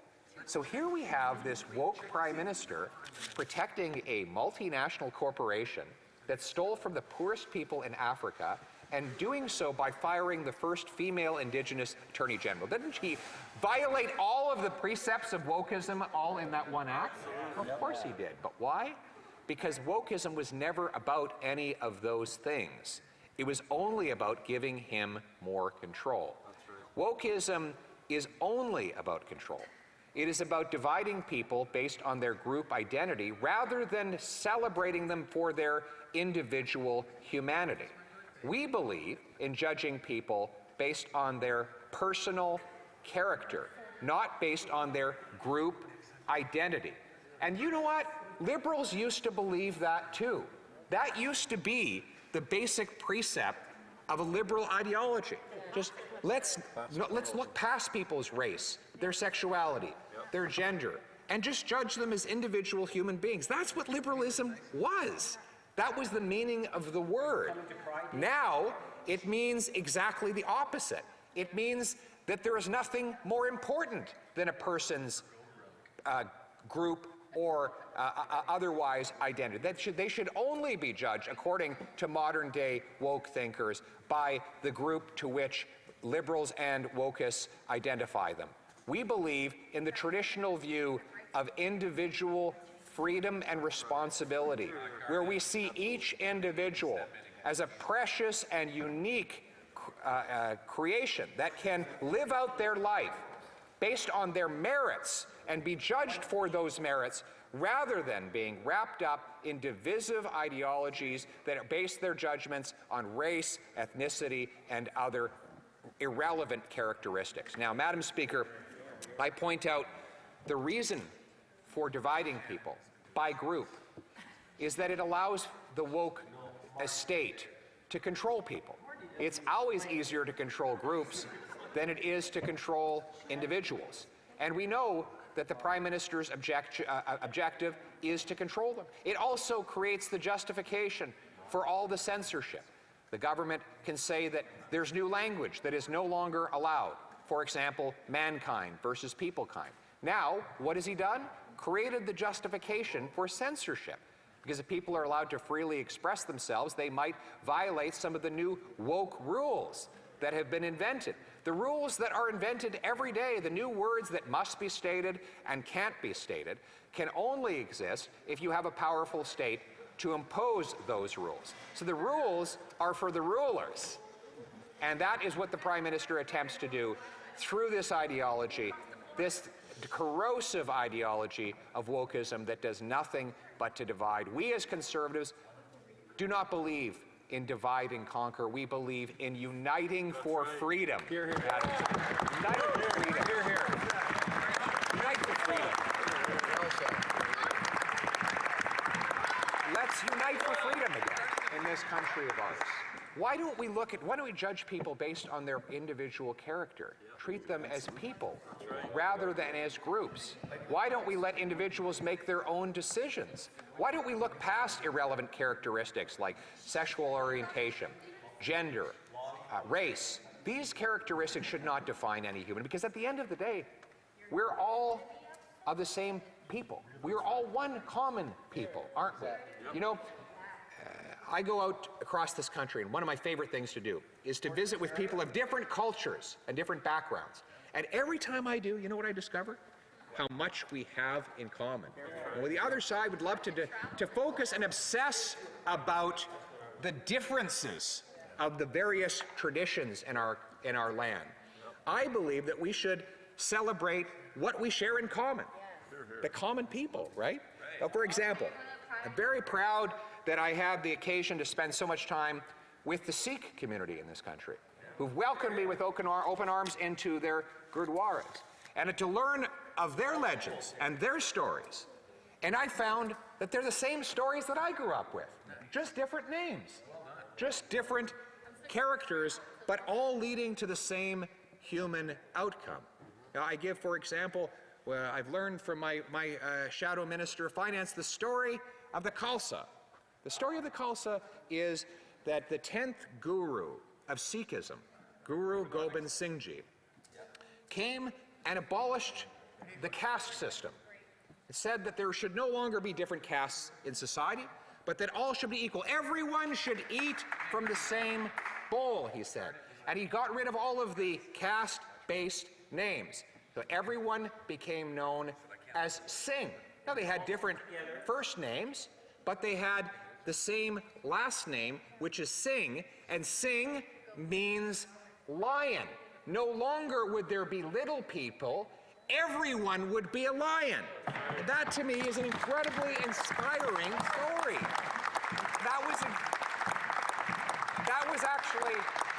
That was actually what I meant when I ran for Prime Minister. I said, I'm running for Prime Minister to put people back in charge of their lives by making this the freest nation on earth so everyone can decide. To interrupt the Honourable Member, I have the Honourable Member for North Okanagan, Shuswap on a point of order. Yes. Thank you, Madam Speaker. I've been here for, this is the 8th year now.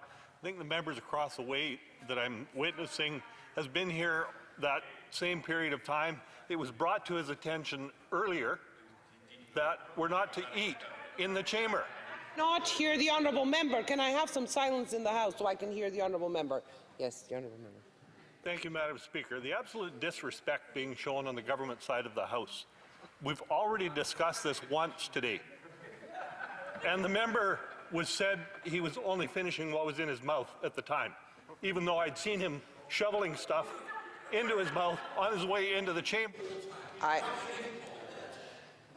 Yes. Thank you, Madam Speaker. The same member is now sitting there putting food into his mouth in the chamber. It's not what he walked into the chamber with in his mouth at the time. He's actually sitting in the chamber eating food. You instructed him yourself not to do this earlier. He's been here many years, should know that. Thank you. With the honourable member, I haven't noticed it, but I will look more closely, and if I do see it, I will call the member on it. The honourable leader of the opposition. Thank you very much, Madam Speaker.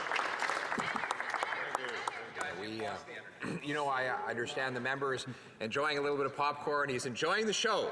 I agreed to put on a show for the members of the government here today, and I hope that they've learned a little bit here today, because the message that I'm bringing to them is one that they should already have known if they had spent more time talking to truckers and waitresses and welders and other great Canadians, and I do include truckers among the greatest of Canadians. If they had listened to those people, then we would not be in the mess we're in. You know, it's funny. When I would go out to my riding, let me start back. When I would say on Parliament Hill, as the Liberals were printing all this money, we're going to have inflation. They'd say, the Liberals would say, oh, that's so simplistic, that'll never happen. Then I would go out to my riding, and I would say it to farmers and truck drivers and welders, and they'd say, yeah, of course. And who was right in the end? The farmers and the truckers. The everyday, hardworking people with common sense actually had the right answer. In fact, I think we would all be better off if fewer of these so-called self-appointed experts who consistently get it wrong were in charge of the country, and more of the common sense of the common people were brought forward. And that is really the purpose of my candidacy for Prime Minister, to bring forward the voice of those common people. A voice that these Liberals would like to drown out, as they try to right now. They try to shout me down and talk me down, but they can't silence me, Madam Speaker, because the voice of the people is growing louder and louder. It is growing into a chant. The common sense of the common people will prevail against this tiny group of elites that continually tries to silence them as it pushes us further and further into the trouble we face today. Now, Madam Speaker, we need to discuss how we're going to fix the mess that I will inherit when I become Prime Minister. Canadians deserve to know that there is a way to transform the hurt that this Prime Minister has caused into the hope that Canadians need. And so it is today that I bring forward that hope. We're going to bring home lower prices by capping government spending, cutting government waste to eliminate inflationary deficits. Now, this is a point on which the government agreed with me only 6 months ago, when the finance minister said that she would deliver a 2027 budget balance, something that surprised but impressed me. Only 6 months later, half a year, she has plunged us deeper into debt with a $60 billion of additional inflationary spending that is $4,200 per person. But by cutting waste like the ArriveCan app, the $35 billion infrastructure bank, the contracts to the McKinseys and the other consulting insiders, by rooting out waste and corruption, by finding ways to compress internal and back office budgets, we will get back to a balanced budget, and in so doing, we will lower inflation and lower interest rates. That will allow those hundreds of thousands, if not millions of families who will be renewing their mortgages to do so at a moderate rate in order to avoid the mass bankruptcies that I warned against earlier on today. This kind of common sense fiscal management is not foreign to Canadians. In fact, it was common across this country for a quarter century. From the mid-1990s until 2015, there was a consensus that government should balance the budget unless there was a recession or some major temporary crisis. This was a consensus, believe it or not, across all political parties, NDP provincial governments, Conservative and Liberals here in Ottawa, a consensus that was shattered by this Prime Minister whose radical leftist agenda took us into the permanent deficits, the permanent borrowing, the money printing that created the chaos that we have today. But what did that quarter-century consensus give us? It gave us a massive increase in our quality of life as Canadians. Housing became more affordable. Paychecks became more powerful. Taxes were much lower. The cost of the government went from 52% of GDP in 1993 to approximately 37% of GDP. That meant that Canadians had more money to make their own decisions, to raise their families, to start their businesses, to build the future. We developed the lowest debt in the entire G7 as a share of our GDP, something that we protected and something that allowed us to be a shock absorber against the crises of the 2008 recession and the COVID pandemic. All of that was enabled because governments accepted a common sense approach to balancing their budgets, to reducing debt as a share of the economy year after year. A Conservative government led by me as Prime Minister will re-establish that common sense consensus and make balanced budgets the norm and deficits the exception again. That will allow for our debt to decline, for our interest rates to be low, for our purchasing power to be maintained, or perhaps in some cases even grow. Now, I see the members across the way say there's no way that purchasing power could ever grow, but why not? We have an increase in technology every single year. We have incredible technology that is able to generate more output with every hour worked. That's what technology does. We're actually able to produce more food on less land than ever before. We're able to produce more milk with fewer cows. We're able to produce more beer cans with less tin. We're able to produce more output with each hour. So why doesn't this translate into lower prices? Shouldn't it? If the input is lower to produce the output, then why isn't the cost lower to the end user? The answer is that the government continues to print cash, which neutralizes the cost savings and prevents people from truly benefiting from the massive productive power of the free enterprise economy. But by reinstating disciplined spending, our central bank can focus exclusively on preserving and protecting the purchasing power of our money. The Swiss did this for 25 years. Their average inflation rate was 0.8%. Half of what it was here in Canada during the same time period. They have the lowest inflation today. But what this means is over a 25-year period, the Swiss franc has now about 25% more purchasing power than the Canadian dollar. Why? Because they disciplined themselves to protect purchasing power so that their money would be worth more. And that means that the paychecks of the Swiss are more powerful, and the money that those paychecks represent buys more. That should be our goal, to have powerful paychecks, but also more powerful money with which you can buy things. And that is the dream that we must aspire to by disciplining government spending and respecting the currency with which we use. That is why I will get the central bank back to its core mandate of protecting our money and ensuring that it does not engage in social and economic engineering. No more money printing. No more social causes, no more pushing governmental agendas that have nothing to do with the purchasing power of our money, and no central bank digital currency. I will never allow the government to force people to put their money into a government bank account. Rather, we already have digital money. It's called a bank account. We already have digital money. It's called a credit card. People can already send e-transfers. We don't need the government to nationalize electronic financial transactions, because we know that would only mean one thing. It would mean government bank accounts, which would mean government surveillance and government control. And after the abuses that we saw with this government cracking down on the bank accounts of the people who disagree with it, I will make sure that this country never allows the government to take control of people's personal bank accounts. Central bank digital currency.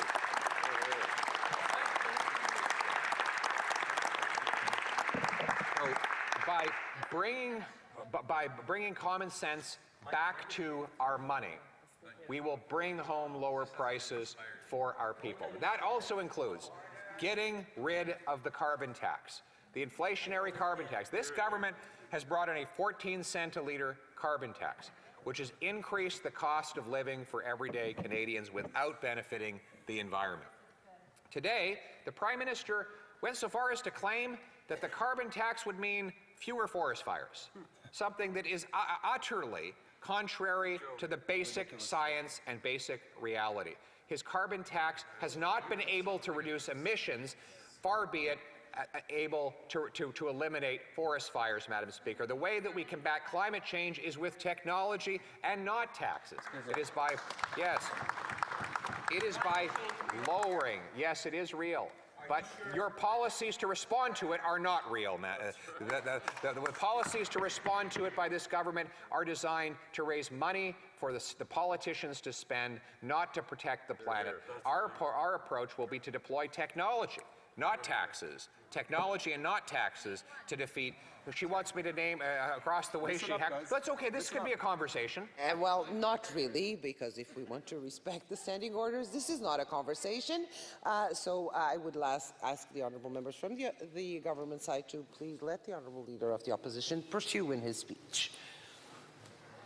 The member asked for an example of a technology that could defeat climate change. Well, there's one that the government killed, and that is the tidal power that the private sector was trying to build in Nova Scotia. A tidal power system that would allow the forces of the ocean to turn propellers and generate electricity, which could be beamed to the shores and put into the electrical grid without a single ton of emissions going into the atmosphere. What could stop such a common sense idea from happening? Why? The federal government could stop it. By imposing 6 years of delays through Fisheries and Oceans Canada, without even proving that a single solitary fish or frog would lose its life, they managed to kill this common sense idea and prevent Nova Scotians from powering their electrical grid with the forces of the seas, Madam Speaker. Under my government, we will greenlight green technology, allow for our brilliant engineers to invent the technology that will bring about cleaner, greener, and more affordable electricity. A second example, I'll give her a second one, I'll throw it in for free. Hydroelectric dams.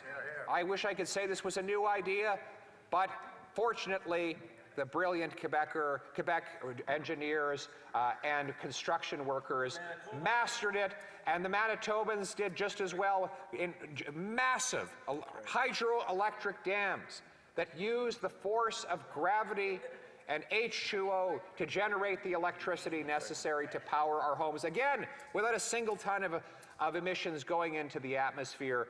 But what stands in the way? Duplicative bureaucracy, the government gatekeepers. The Prime Minister insists on doing a second level of environmental evaluations stacked on top of the first. The exact same process done twice over twice the time, making the projects back up their completion and increase their costs. Quebec, for example, needs to increase its electricity by 100% over the next several decades. They can only do it if they build more hydroelectric dams. Only a conservative government led by this Prime Minister will get out of the way and let Quebecers build hydroelectric dams more quickly.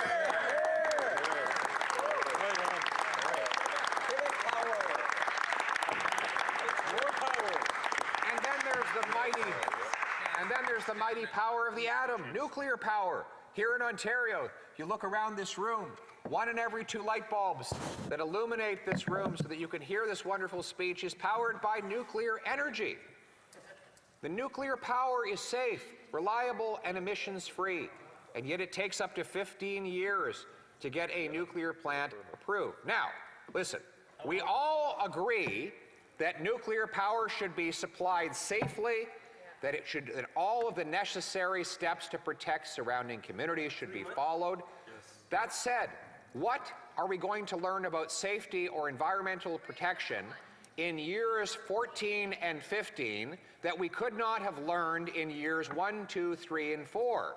So why can we not do the exact same strict environmental and public safety protections, but do them faster so that we can bring nuclear energy. Small modular nuclear reactors. Where, they ask? Where goes the chorus from the other side? The answer is Alberta, Saskatchewan, New Brunswick, Ontario. They've all signed a memoranda to create these small modular reactors. That's where, Madam Speaker. This is what I know that this is not in the standing orders for them to ask and me to answer, but we need practice because soon I'll be answering lots of their questions.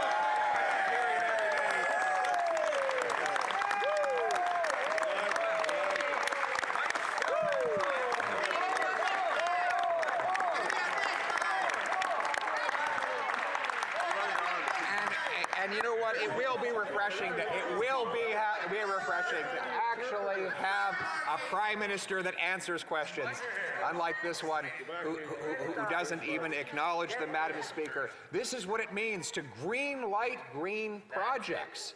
Right? This Prime Minister stands in the way of the very projects that would lower the cost of carbon-free energy while he simultaneously raises the cost of traditional oil and gas on which Canadians continue to rely.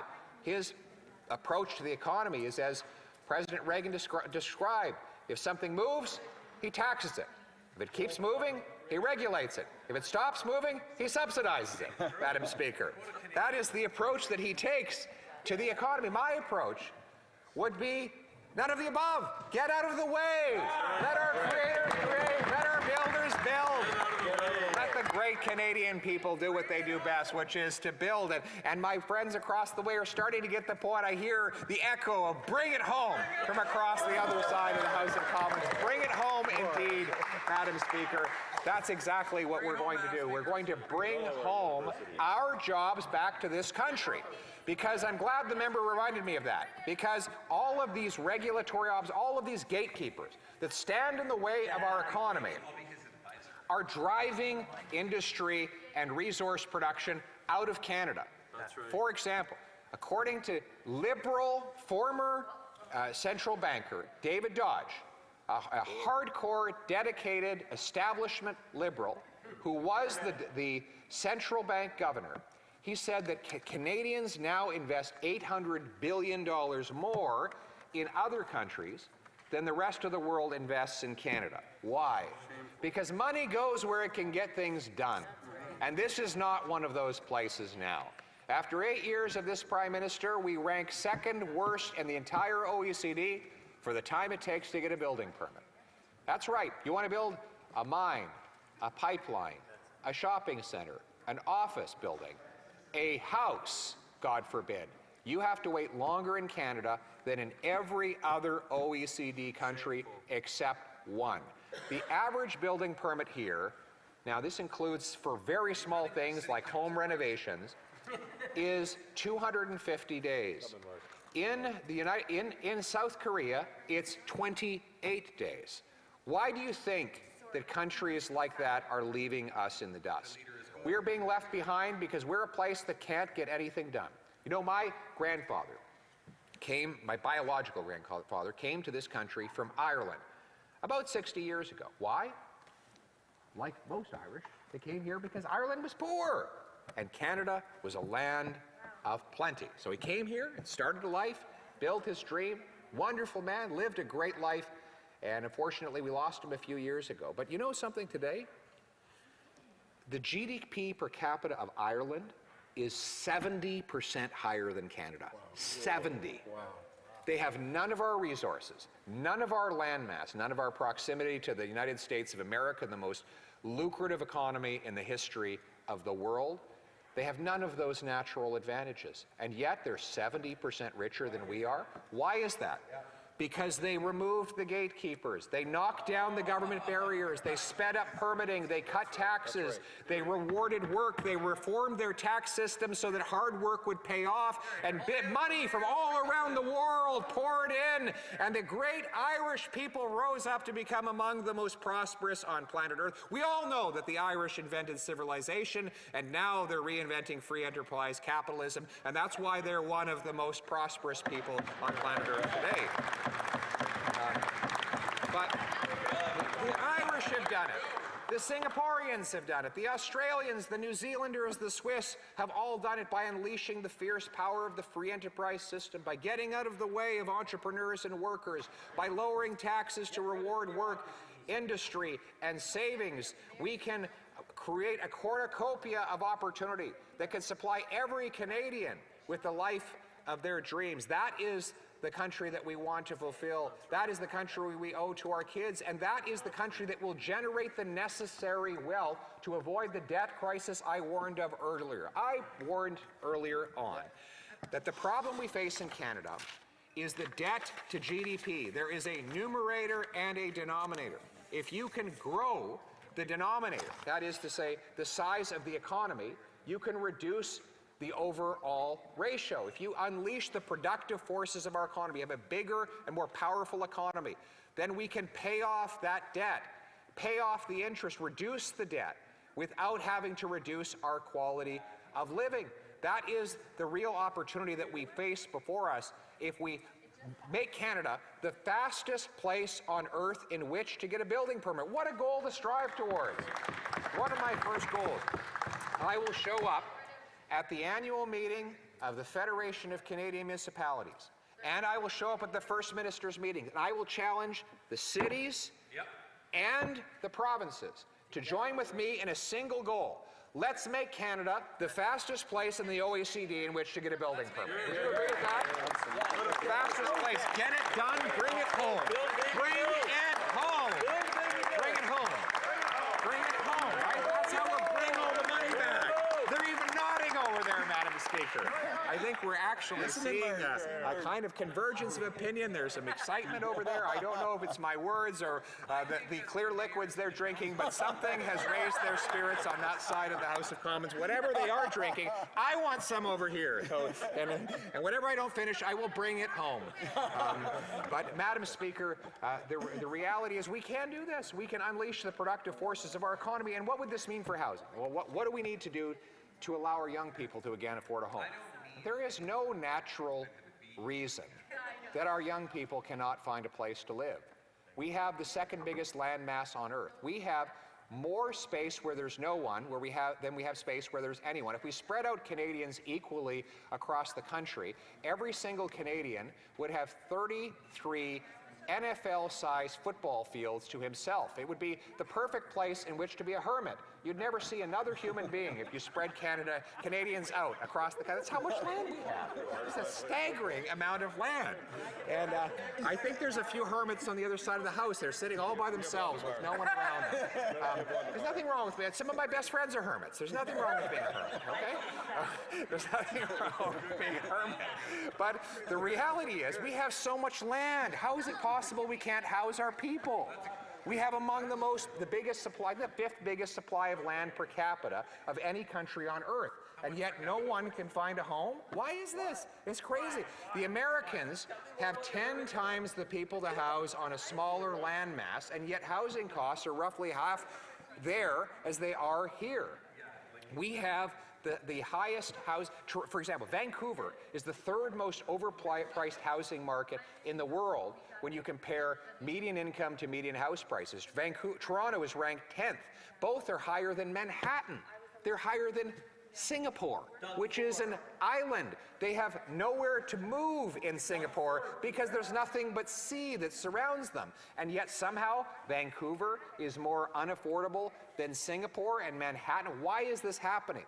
The answer is that we have the fewest houses per capita in the G7, even though we have the most land to build on. Why? Because it's the slowest place in which to get a permit.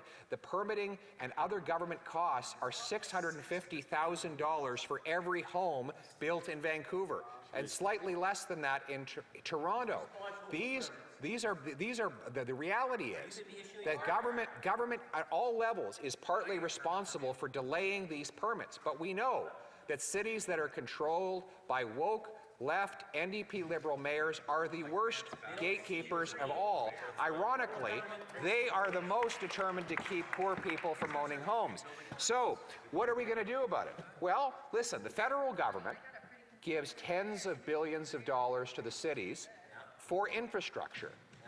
I'm going to start to make this infrastructure money an accelerator of home construction. I'm going to say to the cities, the amount of dollars you get for infrastructure will be linked to the number of houses that actually get completed. And I will require all big cities increase housing construction by 15% per year, or they will lose some of their infrastructure money. Those that exceed the 15% target will actually get a building bonus. And I'll require that every federally funded transit station be surrounded by and even built over top on by high density housing. Why is Hong Kong have the only profitable transit system in the world? They build the housing right on top of the transit. They sell the air rights. It makes sense. The young people get on the elevator, go down to the bottom, hop on the train. It's the only city in the world where you can leave late and arrive early. Why? Because the housing is right next to the transit. Why don't we require every single transit station funded by the federal government have high-density apartments all around it? I do not want to drive by another transit station built by our federal tax dollars, handed out by this government, that has no housing behind it. We don't need transit stations in the middle of nowhere. We need housing all around transit stations, and that's what I will require, Prime Minister. And then we're going to sell off these, we've got these big, ugly, empty federal buildings. How many do you think we have? Any guesses? How many? 20,000, someone said. 5,000, he said? 30,000? We're getting close. 30,000? 37,000. Many of them, as I said, to be redundant, many of them big, ugly, empty buildings. Why don't we sell them off and turn them into housing? Use the proceeds to pay down the deficit. This is common sense. We're going to take that money and we're going to pay down the deficit. We're going to turn the housing, turn the buildings into housing so that young people have a place to live. We're going to bring in faster immigration for the building trades. I'm going to allow the unions to sponsor immigration so that they can, people like unions like LIUNA can bring in laborers from other country to fill the 50,000 job vacancies that they desperately need to fill. That'll mean more builders in this country. And I'm going to give parity of esteem. I'm going to give the same respect and funding for the trades that we give to the universities. We should honor the people who build stuff, fix stuff, and move stuff. They need the same support as our professionals. This is the common sense of the common people, Madam Speaker. So that is how we are going to bring home powerful paychecks, bring homes that people can afford by getting government out of the way. But still, we're going to need people to have bigger and more powerful paychecks. So how are we going to do that? Well, let's look at our immigrants.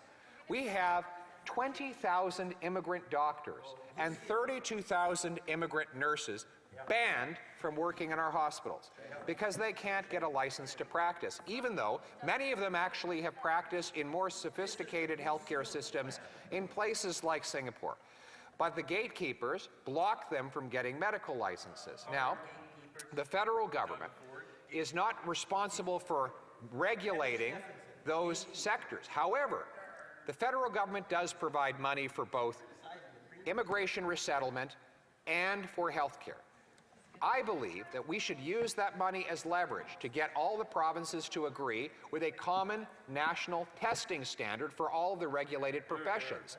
That would allow our brilliant immigrants to take a test, not to get a shortcut, but to take a test to prove that they meet the Canadian standard, and that within 60 days of an immigrant applying to work in their profession, they should get a yes or no based on their tested ability, not based on where they come from. I call this the blue seal standard. We have a red seal for the trades. Let's have a blue seal for the professions. What has the federal government done? In the last 8 years, they've done absolutely nothing. We, at least, in the prior government, were able to reduce the wait time for an immigrant applying to work in their profession to 1 year, which I admit was too long, but it was shorter than prior.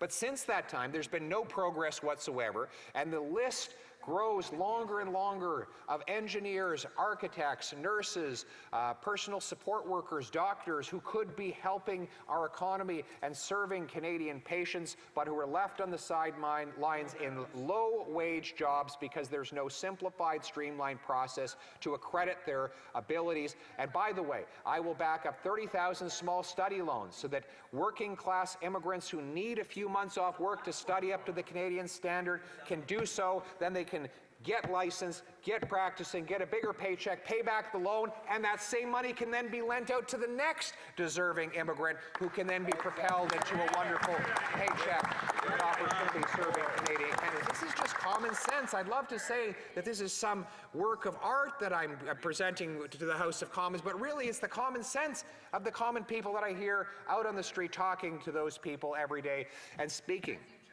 of common sense, Madam Speaker, we need to bring home safety again. There is no way that we can have a secure economy if we do not have safe streets. Crime has been raging out of control. Drugs, disorder, crime, and chaos have become common on our streets under this Prime Minister. He has brought in catch and release, which allows the most violent repeat offenders to be released again and again and again onto our streets. We've had to arrest, in Vancouver, they arrested the same 40 people 6,000 times, 150 arrests per offender per year. If those same 40 offenders were just behind bars, we would have had 6,000 fewer people hit over the head with a baseball bat, stabbed with a knife, thrown onto a train track. Why not focus on putting those same repeat violent offenders behind bars? I believe in a second chance. I believe in redemption. But I don't believe in a 75th chance. Yeah. If you've committed 75 crimes, you belong in jail. You should not have bail. You should not have parole. After that many offenses, the public safety is more important than the criminal's right, and we should protect the people and keep them safe. And that's what we'll do with a common sense criminal justice reform. And we're going to bring home our loved ones recovered from drug addiction. We know that drug addictions have raged out of control under this Prime Minister. He has unleashed a wave of drug addiction since he became Prime Minister. Maybe he's trying to medicate poverty. Maybe he's trying to tell people that they should simply take drugs rather than have a future, because so many people are feeling hopeless and helpless after 8 years of his leadership. They lose their jobs. The pain and the suffering of being unable to pay their bills. They're losing their homes. Many of them cannot take the suffering, and then they end up addicted to drugs. Drugs that were originally prescribed by doctors and pushed by powerful pharmaceutical companies. Under this Prime Minister, there has been an over 200% increase nationwide in the number of drug overdose deaths. His solution has been to give people more tax-funded drugs. Tax-funded narcotics, hydromorphone, a opioid more powerful than heroin, now handed out with hundreds of millions of dollars of Canadian tax dollars. We now know that those drugs are being resold by addicts who no longer find them powerful enough to get them high. They're selling them to kids, and the kids get addicted to those, and then they sell them to other kids. And they use the profits from selling these free government-funded drugs to buy more powerful fentanyl. And thus, the places where this experiment has been most enthusiastically tried, like Vancouver, have been the places where the overdose rates have been the highest. There is a correlation both across time and across space of people dying the more these government-funded drugs are available. The current approach is not working. The answer is yes, I will shut down taxpayer-funded drugs, and I will put all of the money into recovery and treatment.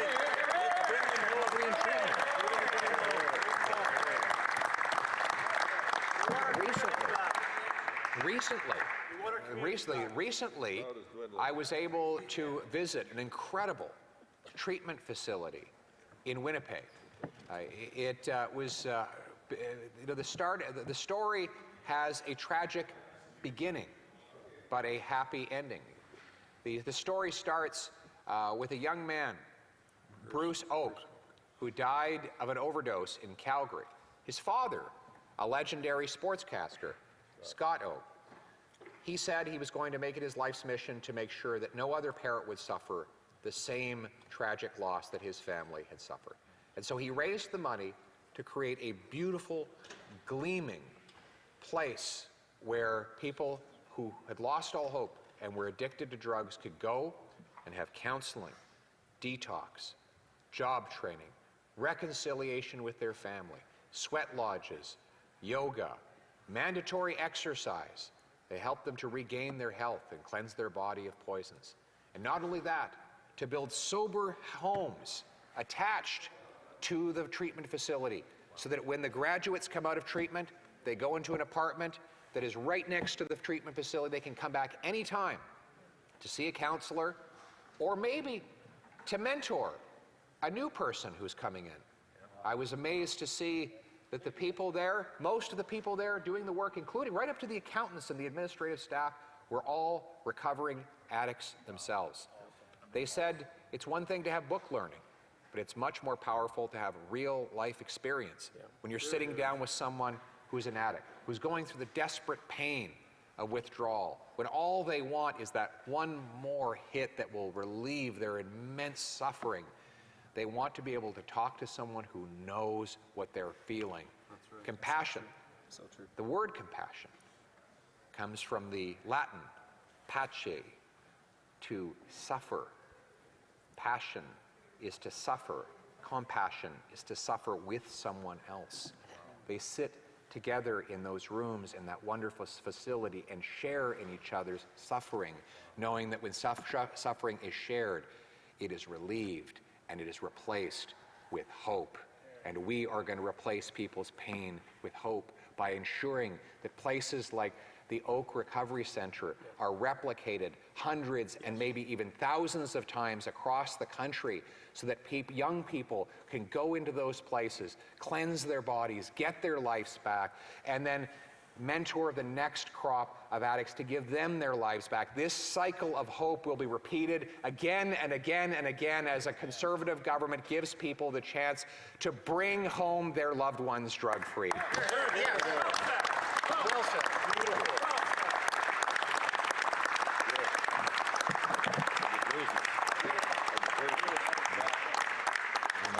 The most beautiful thing at all, just reminded by the member for Brandon Souris,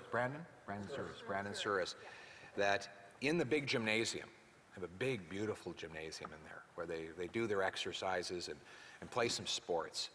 They have jerseys, and every graduate has a jersey raised up to the ceiling with their name on it.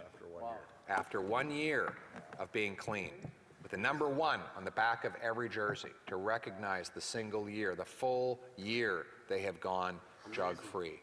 And this, what they told me, the pride on the faces of those young men when they saw their names go up on that jersey, up in front of all their families. And they were able to say, that jersey means that I won, that I scored the biggest goal in the history of the game of life. I got my life back. I've been through hell. There's nothing more that life can throw at me that I have not already been through. Madam Speaker, that is not a weakness. That is a superpower, one that we should celebrate and recreate right across this country.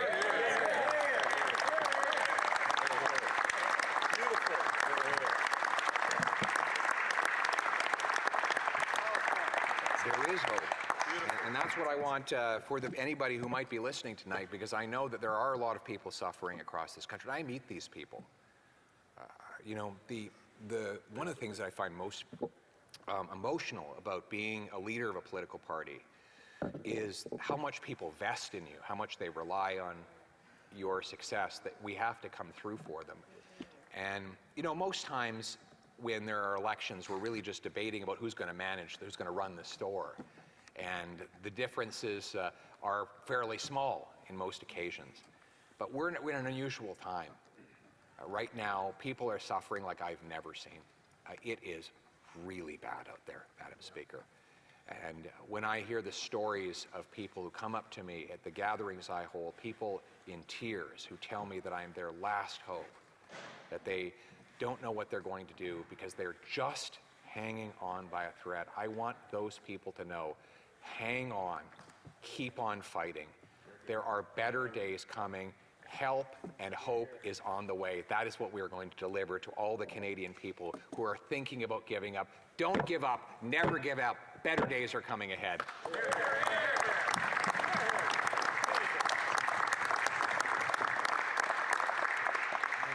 I want to take a moment now to talk about why this has been such an extraordinary country. I am deeply grateful to this country.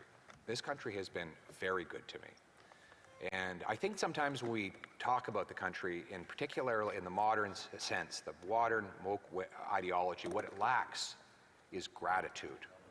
It's become very trendy to talk down our history, talk about all the horrible things that we as Canadians have represented. I think that is the wrong mentality. Yes, we must acknowledge the flaws and failings of history to correct them. But we do that not by deleting parts of our history, but by painting in the entire story, the good and the bad, and being honest and debating all of those parts of the story. But also about being grateful and showing gratitude for what this country has offered. Why do you think it is, Madam Speaker, that 300,000 to 500,000 people a year would want to come here if this is such an awful place, if we were such an awful country that is so filled with injustice? The answer is they wouldn't. They come here for the promise of freedom. They come here not because there's anything special in the water that we drink, or that because the land or its weather are more inviting than any other place. There are more tropical and sunny environments where they could go, but they come here for the unique foundation that we have in the form of our freedom. You know, the great Prime Minister, Wilfrid Laurier, he was asked to define our country. He was actually a good liberal. He was a good liberal. I will give him credit. He would not be in that party today. He would not recognize the Liberal Party of today, because he was a liberal that believed in liberty. He understood the meaning of the word, the real word, as it was meant in its origins, not the illiberal, wokest liberalism that we have on the side of this Prime Minister today. And now listen, what he understood about this country. He was asked, what is Canada's nationality? What is Canada's nationality? And, you know, in most countries, this would have been a very easy question to answer. If he had been in France, he would have said French. If he had been in England, he would have said English, Scotland, Scottish, etc., etc. Most places define their nationality by the ethno-cultural makeup of the country. But that was impossible even back then, because we were already mixed up. We had Scots, Irish, Indigenous, French, English, Scottish, we had a Catholic, a Protestant, we had people from Asia, we had people already from Africa back then a century ago. So it was impossible to define our nation or our nationality on the basis of race, ethnicity, religion back then. So what he said was, Canada is free and freedom is its nationality. And so it is today. It is our freedom that fundamentally distinguishes us from so many places on this earth. That is the reason why people come from such far distances to live here in this country. It is not because of any new grand invention that this Prime Minister has created. It is because people want to come here and live their own lives, make their own decisions. And that's what I want to empower them to do. You know, some people asked me when I was running for leadership of the party, yeah, but can you win power? Can you take power? The answer, Mr. Speaker, Madam Speaker, is I don't want to take power. I'm running for Prime Minister to give power back. That's leadership right there. That's it.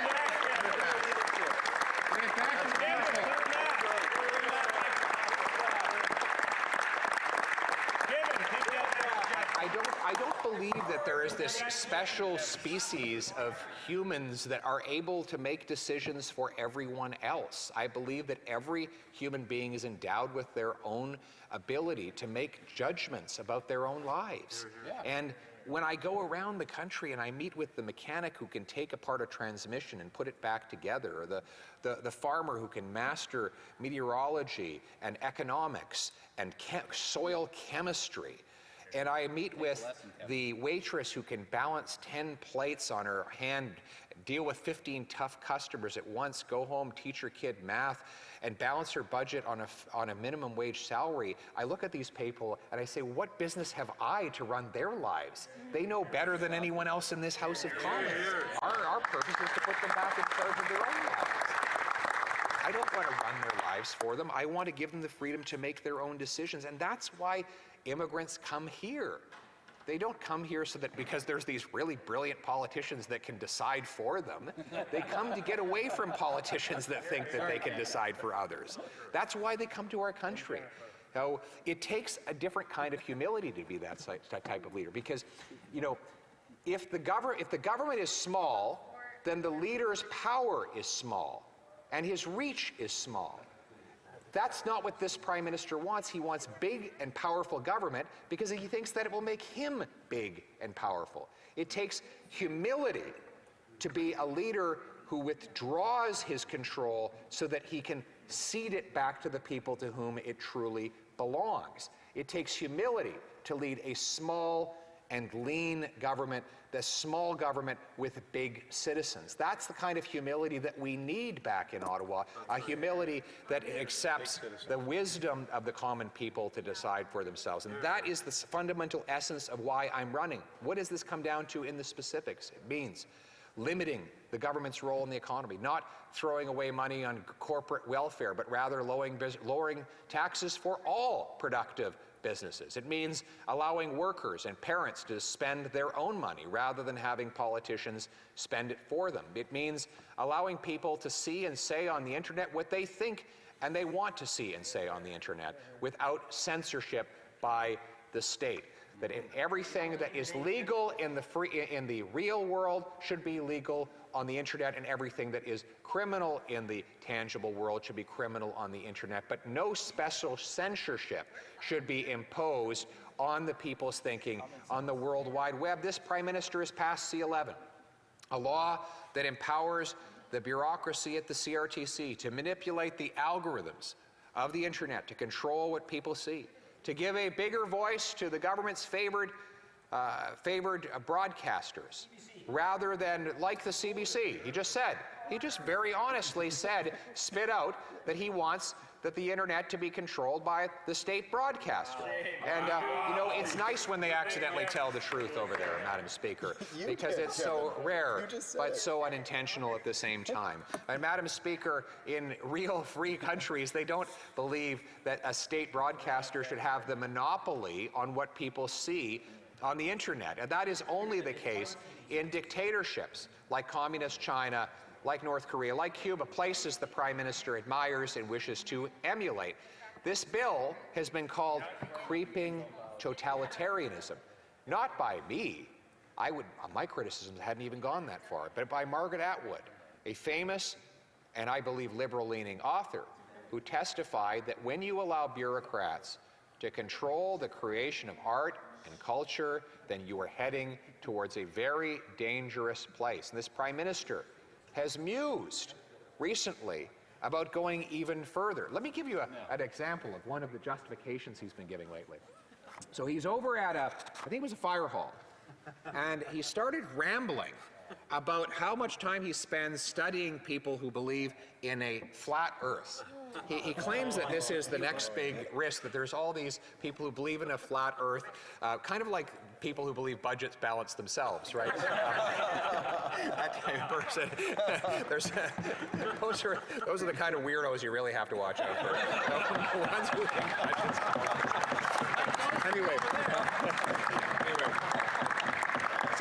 Anyway. So he said, we have to be careful. There's all these people who believe in a flat earth. They're going to invade the world, and we're all going to forget, according to him, that the earth is actually a sphere. And so he also said that this is the first time in human history that anyone has believed that the world was flat, and it's because the internet has too much freedom of speech that this crazy idea has spread. Now, never mind that there have been many civilizations that believed the folly, and yes, I point out it is the folly, so the Prime Minister is not fooled into thinking it is anything but, that the world was anything but round. Now, there have been others that believed this over the years, but what he realized, what he failed to realize, is that there have been many falsehoods about the physics of the earth and its relationship with the sun. But all of those, for example, they used to believe that the earth was stationary and the sun went around the earth. But why did that falsehood perpetuate for so long? Because censorship prevented anyone from thinking otherwise. So in reality, the real purveyors of falsehood, of fake news, of information that is untrue, of conspiracy theories, actually happens when the state has too much control over the thinking and not too little. It is by challenging false ideas that we overcome those ideas. It is by smashing bad information with good information that the better information comes out on top. And it is precisely in the pursuit of truth that we must allow freedom of expression online and everywhere to prevail.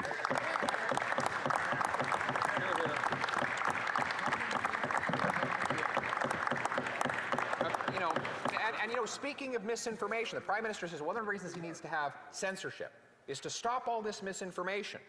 Well, I believe it's still on the Liberal Party's website that the budget will be balanced in 2019. Right? I believe it was the Prime Minister who spread the misinformation that the Globe and Mail story about his interference in the SNC-Lavalin story was false. It was the Prime Minister who spread that misinformation. It was the Prime Minister's own fall economic update that said we'd have a balanced budget in 2027. Once again, the reiteration of misinformation. So here's the problem, Madam Speaker.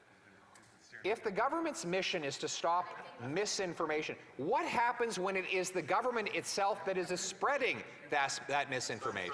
I apologize for interrupting, but can I invite the honourable members, if they'd like to chat, that they have a wonderful lobby to chat at. We'd like to hear the honourable leader of the opposition conclude his speech. What happens when it is in fact the government and not the people that is spreading misinformation? Isn't it then more dangerous to have concentrated the power over what is seen and said in the hands of those few people? It goes back to the fundamental and basic question. If a man is not capable of governing himself, how can he govern others? That is the basic and fundamental question and the contradiction that those who believe in the superiority of the state over the citizen fail to answer. If everyday humans are so flawed that they can't decide for themselves, how can those same humans decide for anyone else? Well, their answer over there would be that there's this small group that are made of finer clay, that just have intellectual and moral superiority, and therefore if we just handed over all of our decisions to them, that they could correct all the flaws and frailties of humankind. Madam Speaker, we know that the opposite happens, that when you concentrate more power in fewer hands, what you attract is power-hungry individuals, people who are more flawed and less capable, more incompetent, and with less common sense, who then exact all of their failings and their bad behavior on the rest of society. And that's why a limited and smaller government is always better, because it allows everyday individual people to make their own decisions and to have personal responsibility and personal freedom in how they do so.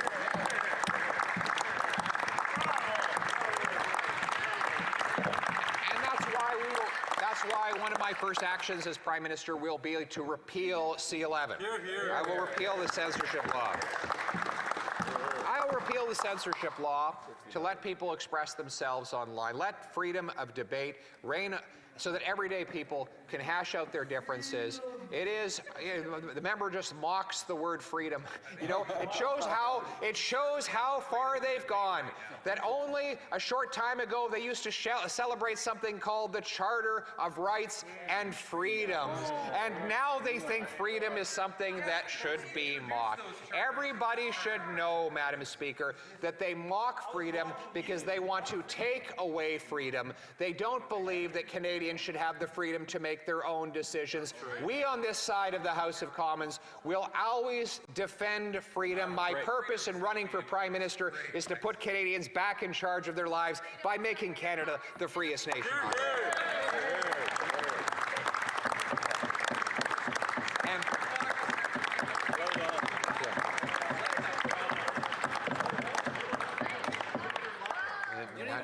Madam Speaker, and they have the freedom to leave anytime they want. Some bring happiness wherever they go, others bring happiness whenever they go.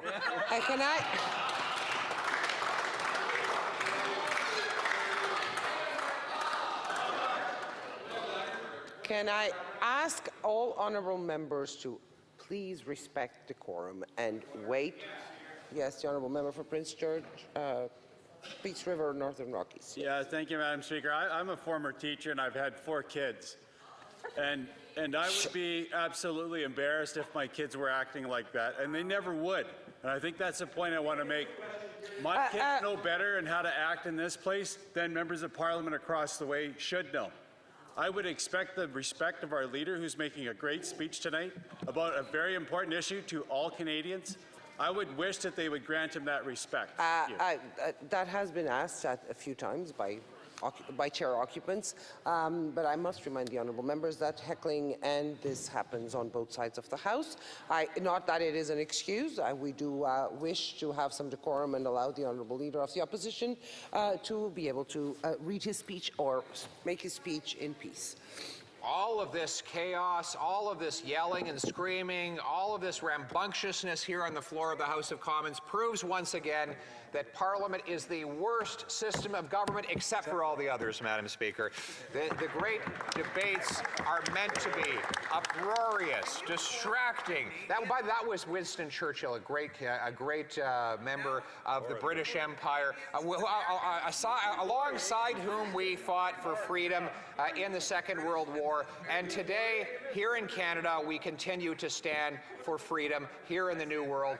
And Madam Speaker, we will continue to stand for freedom in this country. I've already just said, I will repeal the anti-freedom legislation that the government has brought in, Bill C. Could the conversation stop between members? No, it's on both sides right now.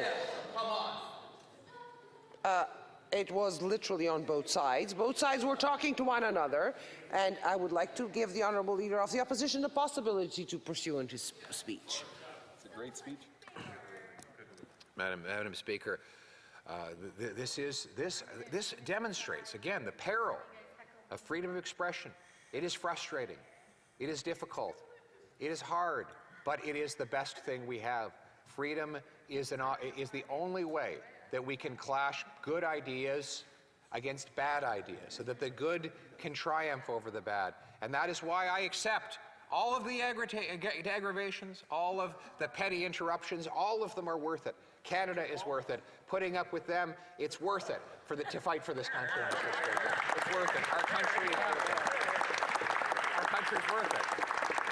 I think that's an inspiring, uplifting message for all of us, isn't it? That even putting up with this is worth it. And you know what? That's what brings me to my next point. You know, campus life is filled with all of these kinds of petty arguments. I think Churchill, if I can quote Churchill one more time, do I have permission?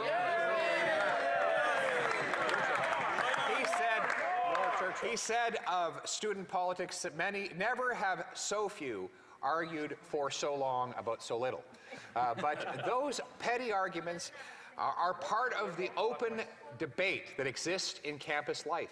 Unfortunately, we have seen of late a movement by the woke totalitarian left to shut down that debate, to prevent students and faculty from expressing opinions that are not authorized by the academic consensus.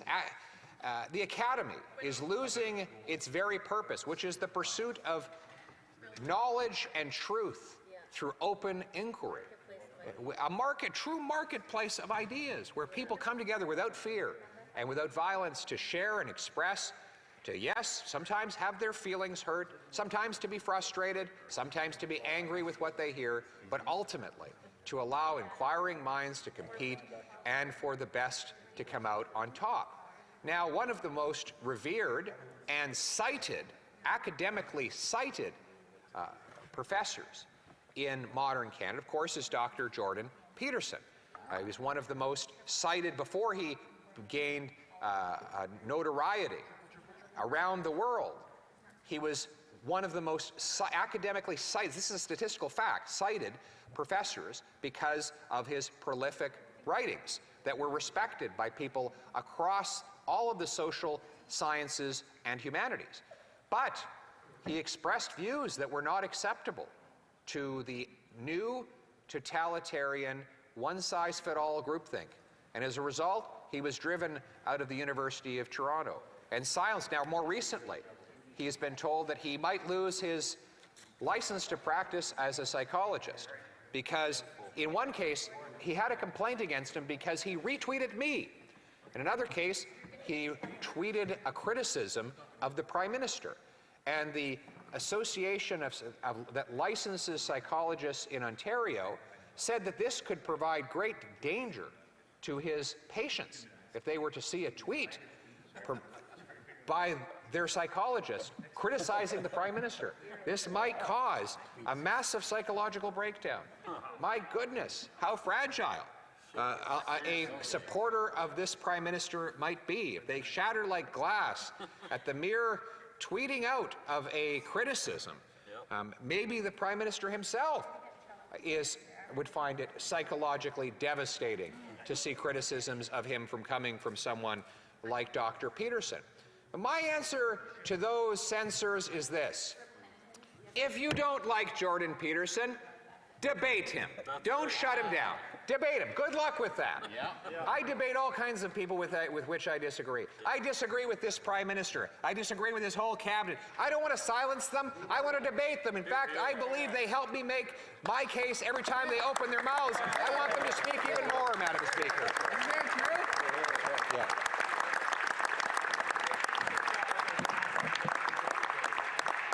Keep talking, Kevin. You're making his point for him.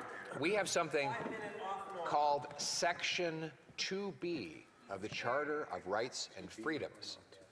This is a section that protects freedom of expression. To be or not to be? That is the question. My answer is this. A Conservative government led by me will uphold freedom of expression, and we will require every campus that gets federal research dollars to give an oath that it will respect the freedom of expression of all students and faculty so that the best ideas can come out of top in a free and open debate. So we're going to bring home freedom for all of our people, Madam Speaker. But let us review the bright and prosperous future, the hopeful destiny that we will restore. We will bring home lower prices by getting rid of the inflationary deficits and carbon taxes. We will bring home powerful paychecks with lower taxes and fewer clawbacks so that hard work pays off, and by removing the gatekeepers so that our brilliant immigrants can work as professionals, our First Nations can develop their resources, and our energy companies can bring back production to this country. We will bring homes that people can afford by removing the government gatekeepers to free up land and speed up permits. To build, build, build. We'll bring home safety. With jail and not bail, jail and not bail. For repeat and habitual violent offenders. And by ending the relentless government attack on law-abiding firearms owners, and instead putting the money into reinforcing our borders against smugglers and tackling the gun criminals that are shooting up our streets. We will bring home, yes, you can applaud that.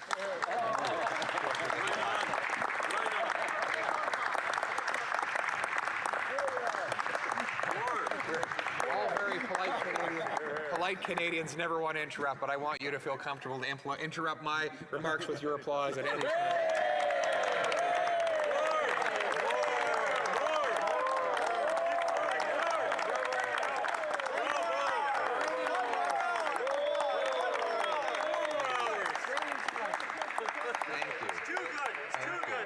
Thank you very much. And we're going to bring home that safety, Madam Speaker, by focusing on the real bad guys. You know, the problem with this Prime Minister, oftentimes he targets the good guys. He punishes the good guys. Did you see this latest story? He's kicking out these wonderful Punjabi students. 700 of them. These brilliant young people who got defrauded by shady consultants. They were given, these shady consultants gave them fraudulent university and college admission letters. The students came here in good faith. They did the studies. Many of them have gotten jobs. They've settled down. They've been in the country for 4 years. And all of a sudden, when they applied for permanent residency, the border agency which can't stop illegal guns from coming into the country, all of a sudden was able to find the time and resources to go and harass these kids and tell them it was going to send them home with their debts. These kids, their families, who are often poor farmers in Punjab, who mortgaged their life saving, all of their assets to send their kids here for a better opportunity. Those kids are going to have to go back to the bankruptcy of their parents and lose everything. When we need young people and we need workers, and these are good, decent kids. Why are they going after the good guys? Why didn't they go after the shady consultants that defrauded the system in the first place? Why don't they fire the bureaucrats that made the mistake of not verifying the admission letters at the front end rather than trying to fix it 5 years later at the back end? Why don't they just simply look into each case and find out which of the kids were acting in good faith and let those good faith kids stay here, filling jobs, earning paychecks, contributing to the Canadian family? Why don't they have a little bit of common sense and compassion for a change?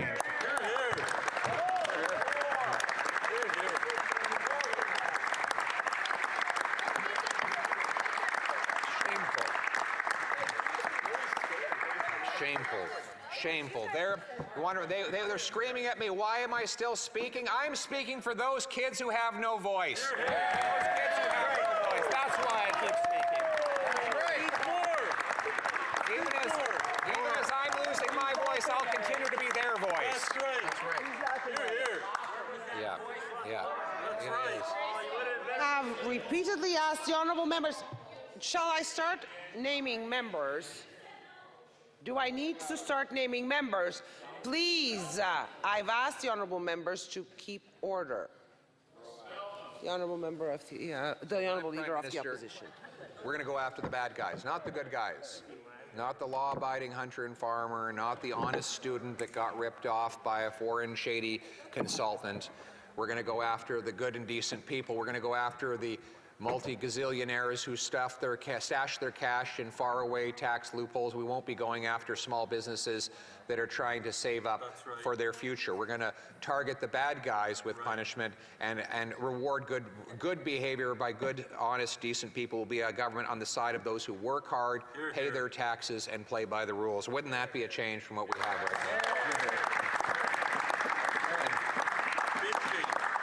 And so, you know, Madam Speaker, I think what you're seeing here are the contours of the hope that we're bringing for the Canadian people. Hope that is so desperately needed now more than ever, where the government is broke and everything feels broken, where the Prime Minister divides and distracts, where everything costs more, work doesn't pay, housing costs have doubled, crime, chaos, drugs and disorder become more and more common on our streets, and the Prime Minister tries to distract from it all, from dividing our people on the basis of race, gender, and other irrelevant distinctions. Madam Speaker, we have a hope for a better way to bring home lower prices, bring home powerful paychecks, bring homes people can afford, bring home safe streets, and bring home our freedom. This home, you know, every home is built on a foundation. Every home is built on a foundation. In fact, the most important part of any home, as my finance critic, who was a home builder, would tell you, is the foundation. That's right. Yeah. It's not the fancy decorations it's not the new shingles that you put out. It's not the color that you paint the front door. It's the foundation that supports the house and holds it up against the storms and the tempests of time. And our house, this house, was built on a solid foundation. If you look around this place, what do you see? Stones. It was built by stone.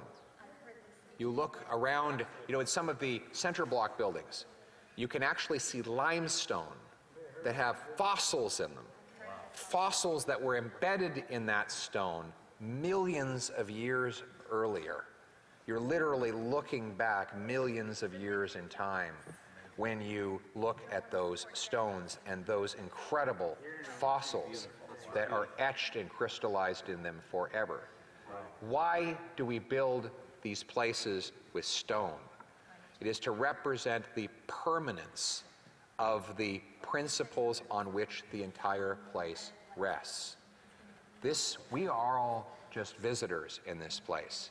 We don't own these seats. We are lent these seats from the people to whom they belong. That's right. This is an 800-year tradition that we uphold in this place. 800 years from the time of the Magna Carta, the Great Charter, 1215. The commoners gathered in the fields of Runnymede and forced King John to reluctantly sign over onto this Great Charter. Now, if you read the Charter, you might say, my goodness, this is filled with all kinds of antiquated concepts that no longer have any relevance today. But you'll also see some things that have preserved. The no arrest without charge, no trial without jury, no confiscation without compensation, no taxation without representation. All of those things originated in the Magna Carta. Many of them, our American cousins across the border tried belatedly to take credit for, but really all they were trying to do in the American Revolution was defend their rights as Englishmen and Englishwomen. It was actually more of a civil war than it was a war between nations. They were ancient principles that came from generations before that were slowly and painstakingly perfected. The most important principle of all in that document was liberty under the law. The recognition that nobody, including even the king, was above the law. Everybody was under the law, and only that way could liberty be upheld for all of the people. That inheritance is a precious one. And though it is 800 years long, it is only one generation deep. It is the duty of every living generation to take it from those that came before and pass it on intact to those who will come next. And that is our duty. We are that living generation. The great philosopher, the great conservative philosopher, Edmund Burke, said that liberty is a contract between the dead, the living, and the yet to be born. And it is the duty of every living generation to transmit, to pass down the ages. That's why we have to remember how small we are in this place. Our purpose is really to keep alive that tradition. That is the one thing we do as parliamentarians. It is the most valuable thing at all because everything springs forth from that. The ability of people to have the freedom of enterprise to provide for themselves, the freedom of association, to get married, form friendships, and other associations, the ability to work together to provide each other with health care and schooling. All of these things come from the foundation of freedom that is passed down through the ages. And if ever we allow that tradition to be broken, then it may never be regained. And that is why we treasure so much these institutions that are represented by the stones on these walls. Stones that I hope that my great-great-great-great-great-grandchildren will look up and see and remember that during this brief time, during our time, we protected the freedom that many generations after us would go on to enjoy. That is, thank you.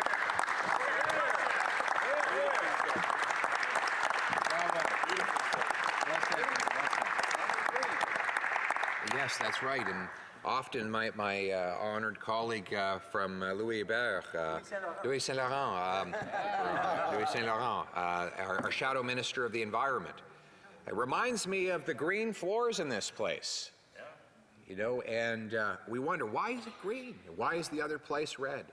Well, of course, this place is green because the first commoners met in the fields of Runnymede. In fact, the first House of Commons, the first parliaments, happened in the fields.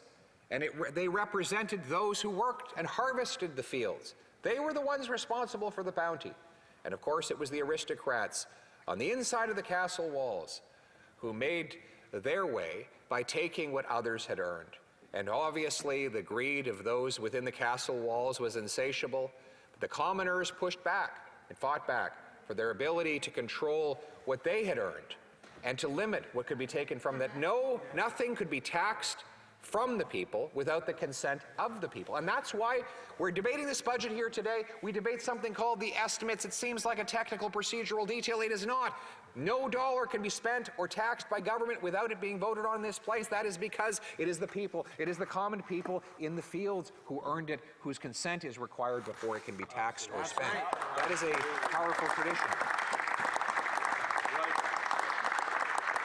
It is, and we should never forget, every time we look at the green, let us think of the people who continue to work figuratively and literally in the fields in order to deliver the harvest, the abundant harvest that is our blessing in this country, the prodigious harvest of Canada's workers, its farmers, its truckers, the people who dig stuff, fix stuff, and move stuff. Those are the people who produce this great bounty with God's help, and it is our duty to be custodians of their freedom and to work on their behalf.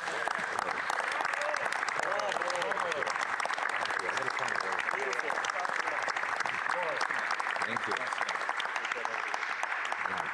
So,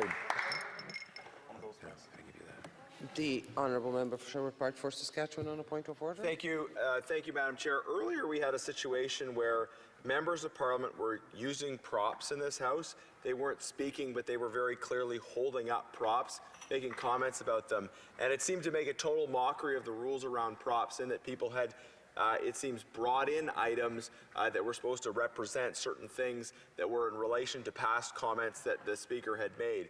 And there is a long-established convention in this place that members cannot and should not be able to use props. And I understand that there may be some interpretations around whether or not the person is speaking or not. But I think the principle of not being able to use props and use them as a tool for heckling or prodding or in effect trying to disrupt another member should not be allowed. And I ask you, call in particular the parliamentary secretary across the way, who was should be listening to this point, because in the midst of heckling this point, the parliamentary secretary was in fact one of the offenders in the course of these events. I think the members opposite should take seriously their obligations to follow the rules in this place. And instead of heckling, the members should listen to the point being made and should show more respect for the rules when we have rules that are well established in the House. The members should be following them and adhering to them rather than engage in this kind of. I am well aware of the rules, and I did call the members at the time on that. As the member may notice, there's no props in the House at the moment, and there have been rules enforced for that reason. The Honourable Leader of the Opposition. Merci, Madame la Présidente. Il nous faut remplacer la peine que souffrent les Canadiens avec l'espoir dont il a besoin. Et c'est l'une des raisons pour lesquelles je me lève aujourd'hui à la Chambre des communes. Ce n'est pas simplement pour identifier la souffrance qu'a causé ce Premier ministre en doublant de la dette nationale, en causant une inflation sans précédent en 40 ans et en gonflant les dettes hypothécaires et gouvernementales. Oui, il faut reconnaître que cette douleur existe, mais c'est la responsabilité de l'opposition officielle de présenter une alternative qui va remplacer cette peine et cette douleur avec de l'espoir pour l'avenir. Et c'est exactement ce que nous allons faire. Oui, Madame la Présidente. Et il faut reconnaître que l'espoir est possible. On peut renverser la tendance négative qui est devant nous et donner aux Canadiens l'espoir pour un meilleur avenir. C'est en utilisant et en reconnaissant le gros bon sens de Monsieur et Madame tout le monde qu'on va le faire. Donc, c'est quoi le plan pour le faire? C'est quoi le plan pour un gouvernement qui travaille pour ceux et celles qui font le travail? Premièrement, il faut ramener des prix plus bas. On va le faire en éliminant les déficits et les taxes inflationnistes qui sont responsables pour le problème actuel. On sait, à cause de preuves historiques, que les déficits ajoutent de l'argent, plus d'argent qui achètent les mêmes produits, ça veut dire des prix plus élevés. C'est évident. Donc, comment peut-on renverser ça? C'est en contrôlant les dépenses, en mettant en place une loi qui oblige les politiciens de trouver un dollar d'économie pour chaque nouveau dollar de dépenses. Une politique qui a été utilisée dans les États-Unis dans les années 1990, pendant le présidentiel de Bill Clinton, qui a permis les États-Unis d'équilibrer leur budget pour la première fois dans un demi-siècle. Et on sait que le gouvernement des États-Unis a pu rembourser 400 milliards de dollars de dettes, qui a permis une grande augmentation dans les salaires et dans la croissance économique avec une inflation extrêmement bas. Ça a renforcé les finances de ce gouvernement. Malheureusement, l'instant que cette loi a été annulée, le gouvernement des États-Unis est retourné en déficit et reste là depuis ce temps. Ça montre encore que les politiciens ont besoin des disciplines légales pour contrôler leurs dépenses. Parce que toutes les créatures dans la nature doivent vivre avec des limites. Il n'y a jamais assez, il y a toujours plus de demandes pour toutes les créatures dans la nature. C'est seuls les politiciens qui peuvent éviter cette problématique en donnant ces limites et ces manques de ressources aux autres personnes en causant de l'inflation, des dettes et des taxes et impôts.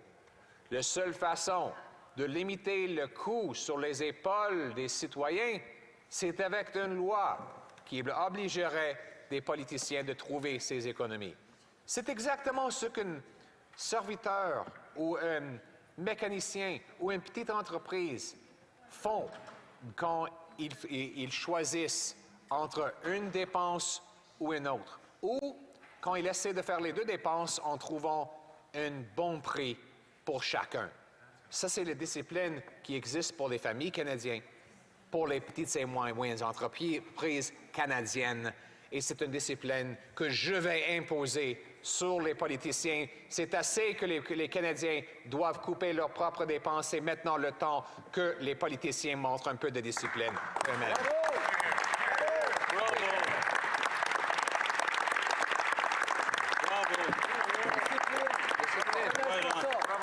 Une discipline, parce que maintenant, c'est une austérité qu'impose le gouvernement sur les épaules des familles. Oui, le gouvernement a une grande abondance d'argent, mais c'est moins qui reste pour que les travailleurs et les entrepreneurs et les aînés qui ont fait le travail.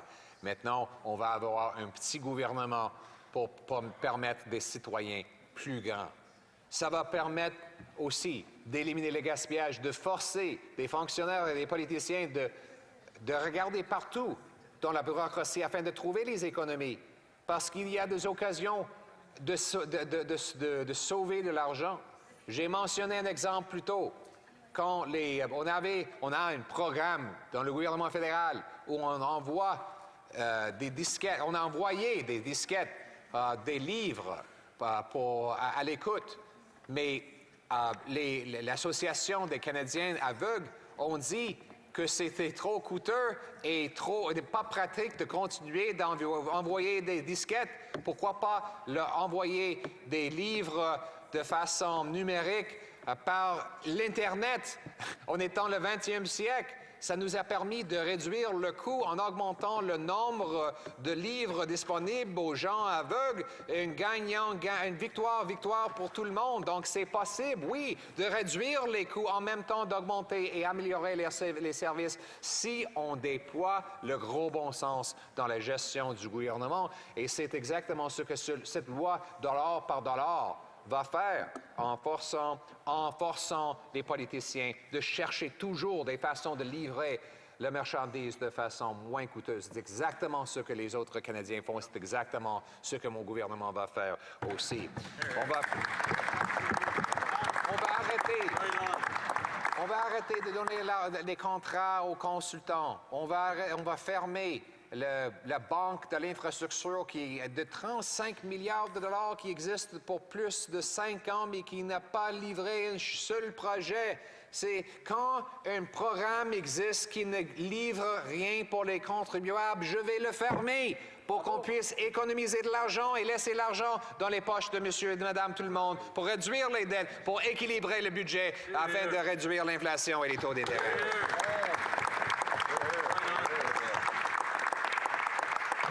Il faut avoir des chèques de paie plus forts. Maintenant, le travail ne paie plus. Quand une mère monoparentale avec 3 enfants qui gagne 60 000 $ par année, elle gagne un autre dollar, elle perd 80 sous parce qu'on déduit et on taxe et on impose. Et après, les impositions, les taxes pour arriver au travail, les déductions des prestations, elle peut perdre 80 sous.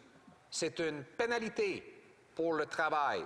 On pénalise ce dont on a besoin, on a un manque de main-d'œuvre, mais on punit les aînés, les mères, les autres qui font le travail. Pourquoi j'ai pensé qu'on aurait dû mettre des pénalités pour ceux qui font trop de vitesse sur l'autoroute, ou pour ceux qui font des criminalités, ou pour ceux qui brisent les lois. Mais ici au Canada, les plus grandes pénalités, c'est pour ceux et celles qui travaillent. C'est honteux de pénaliser le travail. Une politique anti-travail mène à une économie moins forte. On devrait réformer le système d'impôts et de prestations pour que les Canadiens ramènent plus de chaque dollar qu'ils gagnent, pour que le travail redevienne payante ici au Canada encore. C'est comme ça que je vais réformer et réduire les impôts afin de renforcer le travail et pour rembourser le travail ici au Canada. Oui.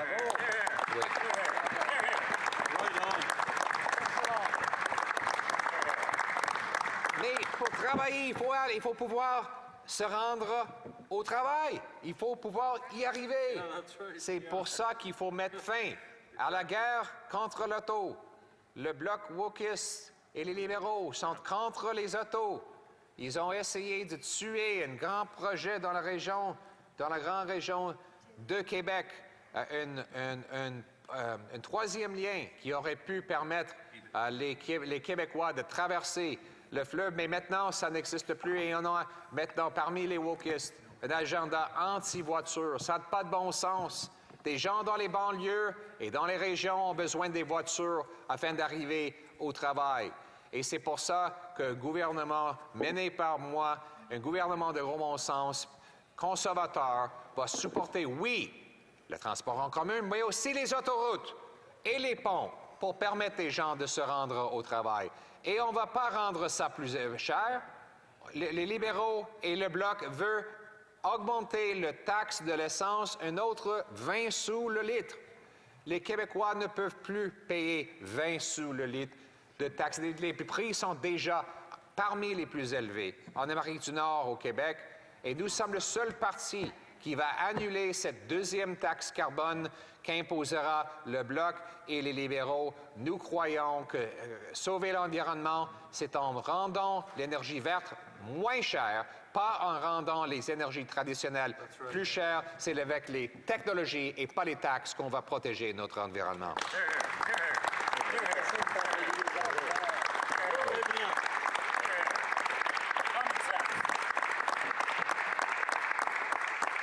Oui, donc c'est ça. Et vous voyez, Madame la Présidente, que je dis exactement les mêmes choses en anglais et en français, parce que le gros bon sens n'a pas de langue. Le gros bon sens se traduit dans toutes les langues. Ça traduit dans toutes les langues. Donc, Madame la Présidente, on va ramener les plus grands chèques de paie en éliminant les barrières bureaucratiques qui empêchent la production de l'énergie. J'ai parlé, il m'a donné un défi de supporter le pouvoir, l'énergie nucléaire en français. Oui, je l'appuie. En fait, l'énergie nucléaire, c'est très populaire en France, en passant.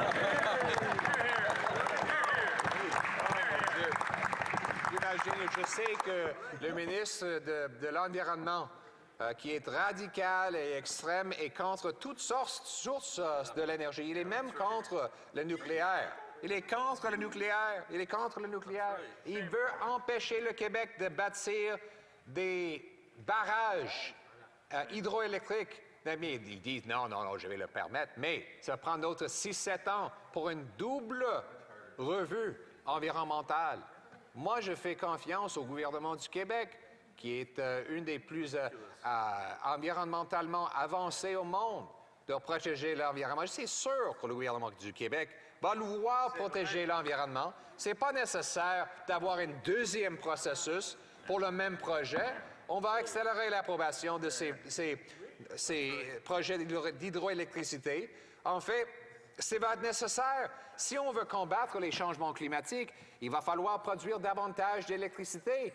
Comment est-ce que nos amis verts veulent alimenter ces autos électriques si on n'a pas de barrage électrique? C'est quoi le plan pour doubler le montant d'électricité disponible?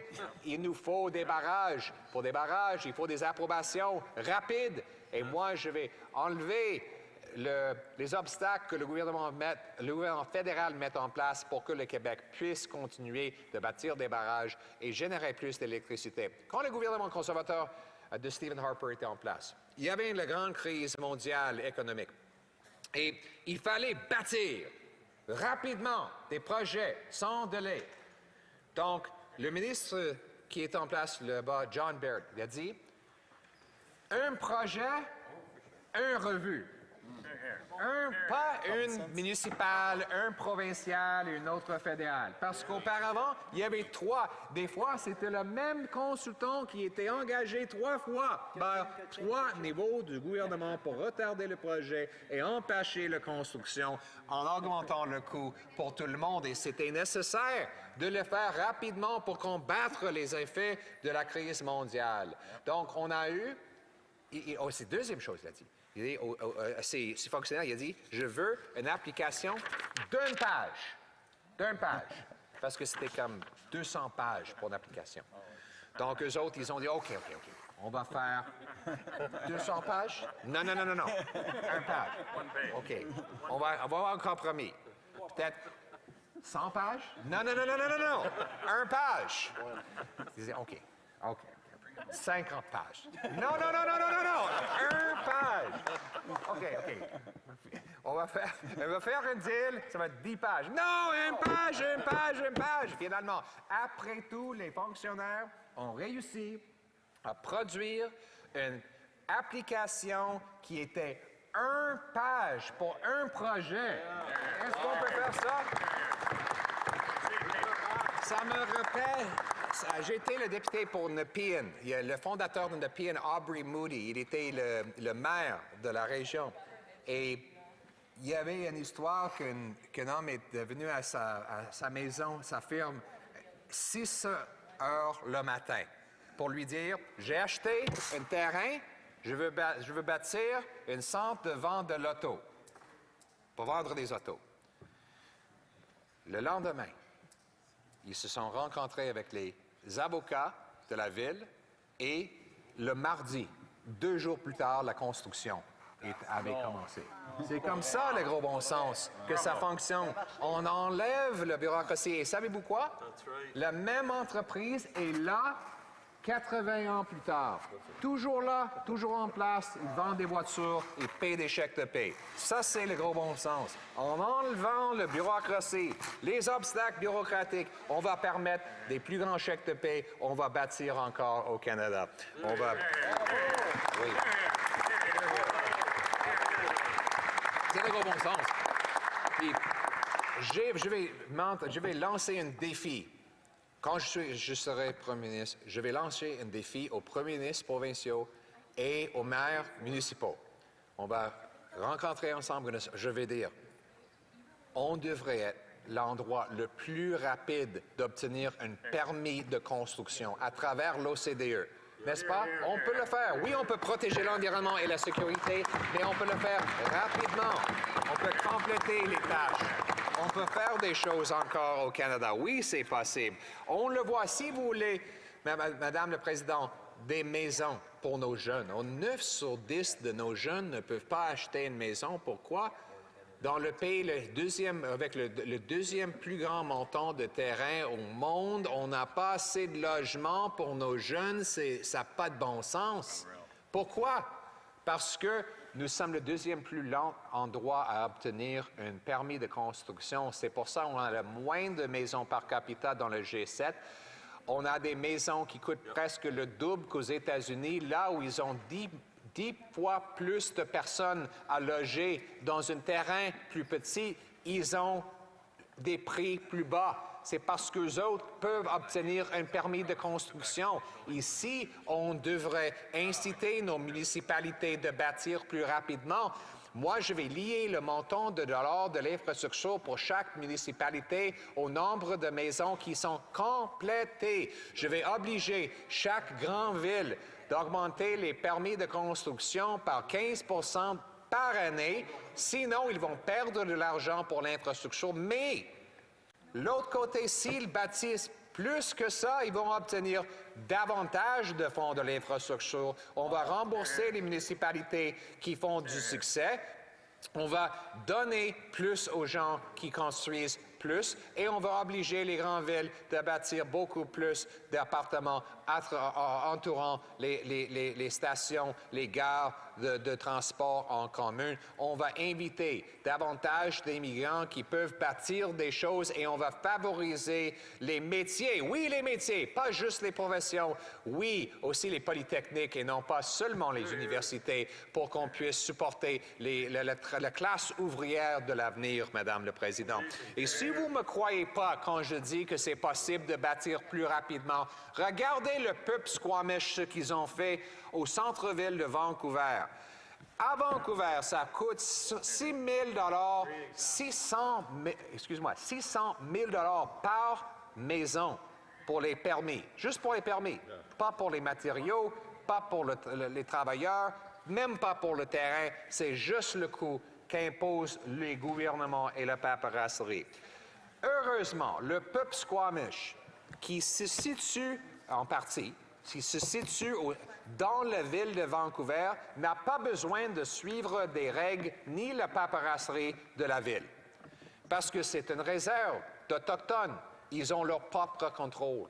Ça leur a permis de bâtir 6 000 appartements sur 10 acres. 6 000 sur 10 acres. Ça veut dire 600 appartements. 600 appartements pour chaque acre. Incroyable! C'est 6 000 familles, 6 000 jeunes, 6 000 aînés qui auront une place à vivre à cause du peuple Squamish qui sont capables de livrer et de permettre la construction. Si on peut suivre l'exemple des autres, on peut bâtir davantage à travers le pays. Donc, suivons nos amis Squamish, bâtissons plus rapidement, on va bâtir des maisons que les Canadiens et les Québécoises peuvent payer.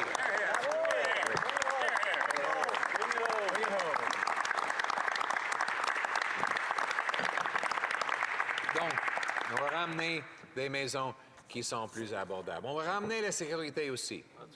Le gouvernement libéral et les blocs wokistes sont tellement déconnectés du vrai monde au Québec qu'ils essaient de bannir des armes de chasse.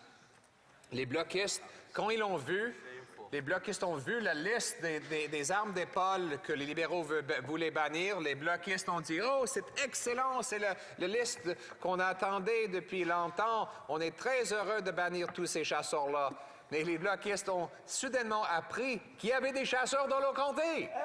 Ils ne savaient pas qu'il y a beaucoup de chasse qui se fait dans la belle province. Oui, c'est une tradition qui existe depuis des milliers d'années, avant même l'arrivée des Européens. Il y avait des Autochtones qui faisaient la chasse et même après que les Français sont arrivés pour établir la belle province, il y avait beaucoup de chasse. C'est une tradition qui existe toujours. Il y a beaucoup de Québécois patriotiques qui continuent de faire la chasse. Et le seul parti qui était là de façon consistante pour les défendre contre cette attaque non fondée était le Parti conservateur et on ne va jamais permettre le premier ministre de réaliser son rêve de bannir la chasse aussi ici au Canada. Jamais. Avec le gros bon sens, on va mettre cet argent dans le renforcement de notre frontière. On sait que 80% des crimes font avec les fusils et sont faits avec les fusils trafiqués des États-Unis illégalement.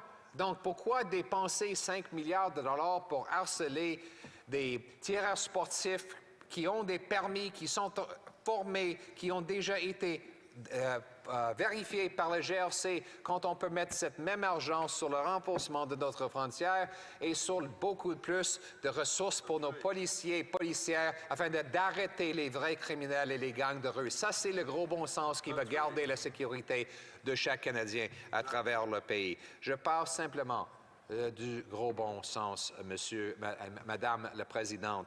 Et finalement, on va ramener la liberté. Je sais que la liberté, c'est un principe fondateur de notre pays.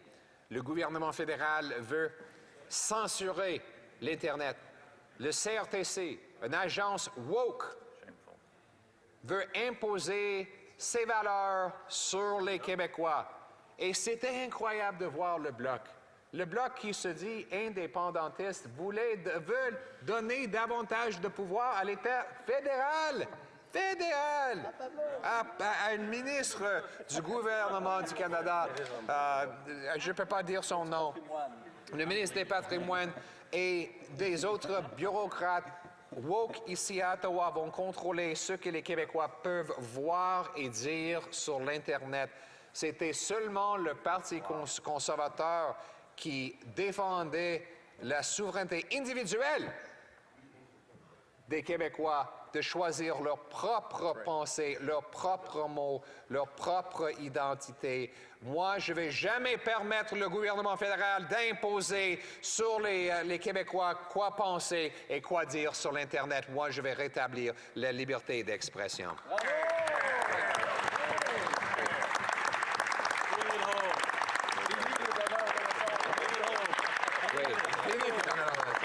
Fini les donneurs de leçons, Madame la Présidente. Et ça va comprendre aussi nos universités. Je salue le gouvernement du Québec d'avoir établi une politique de liberté académique. Mais malheureusement, le gouvernement fédéral essaie d'imposer le wokisme sur les universités québécoises en liant l'argent que le gouvernement fédéral envoie pour la recherche et le développement aux universités à l'agenda woke. Les universités doivent être woke pour recevoir l'argent de ce gouvernement libéral. Moi, je ne vais jamais permettre ça. Je vais répliquer la politique de liberté d'expression qu'a fait le gouvernement du Québec pour que tous les étudiants et les professeurs auront la capacité de s'exprimer sans la censure, sans le contrôle des wokistes, Madame la Présidente. Nous n'avons jamais, Nous n'allons jamais permettre la Banque centrale d'établir un argent numérique. Nous allons protéger la liberté monétaire de chaque Canadien, d'avoir leur propre compte de banque privé, sans la surveillance et sans le contrôle de l'État. Donc, c'est comme ça qu'on va protéger la liberté économique, ce qui est aussi important que la liberté d'expression et autres sortes de liberté. Madame la Présidente, si j'avais besoin de créer une partie de rien, ce serait une partie de gérer vos propres affaires. Mind your own business. Ça serait une meilleure façon de mener un pays, de permettre les gens de prendre leurs propres décisions. Laissez faire! C'est un concept qui provient des Français. Laissez faire, laissez les gens prendre leurs propres décisions. C'est parce que moi, je crois dans le gros bon sens de monsieur et madame tout le monde. Souvent, on dit ce que c'est les gens ordinaires. Mais Madame la Présidente, c'est pas vrai. La serveuse qui travaille 12 heures, qui doit tenir 10 assiettes en même temps, en servant 15 consommateurs difficiles en même temps, pour arriver à la maison à 8 heures le soir pour enseigner les mathématiques à son enfant, et elle équilibre son budget avec un salaire de minimum.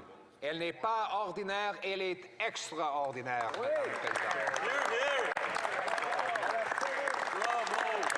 Elle est extraordinaire. L'agriculteur qui maîtrise les sciences du terre et des météos pour emmener la nourriture de son champ à votre assiette, il n'est pas ordinaire, il est extraordinaire. L'électricien qui allume la maison, cette chambre, Madame la Présidente, il n'est pas ordinaire, il est extraordinaire. Ces gens extraordinaires, c'est les gens extraordinaires pour lesquels nous travaillons tous.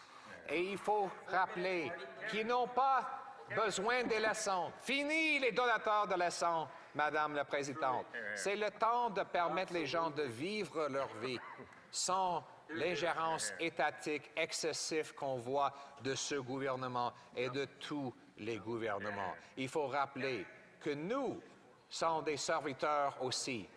Ministres, les ministres, mais le mot ministre veut dire serviteur. Le premier ministre est le premier serviteur du pays et non pas le maître du peuple, Madame la Présidente.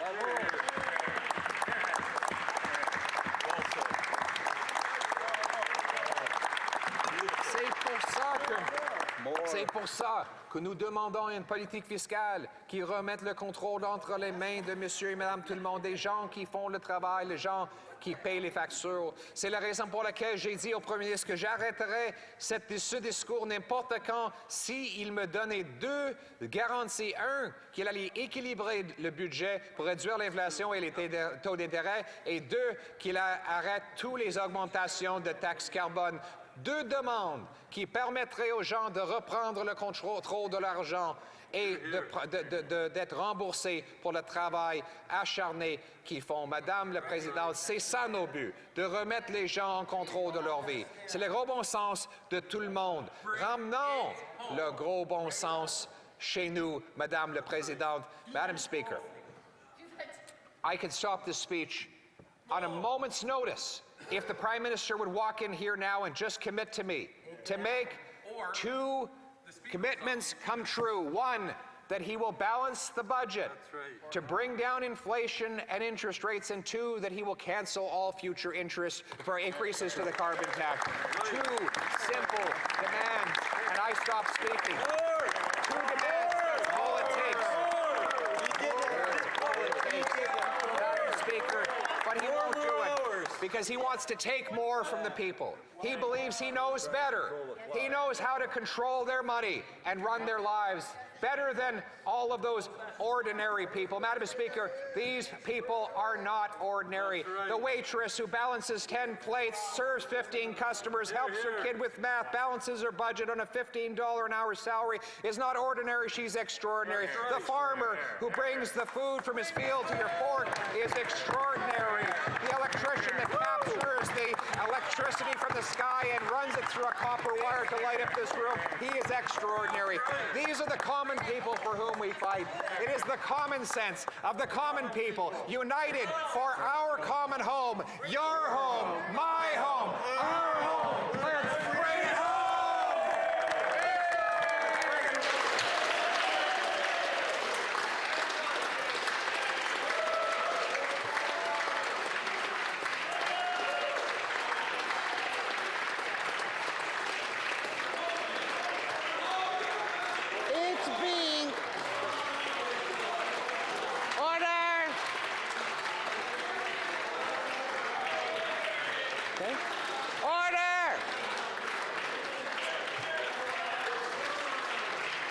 Yes or no? Order! I believe...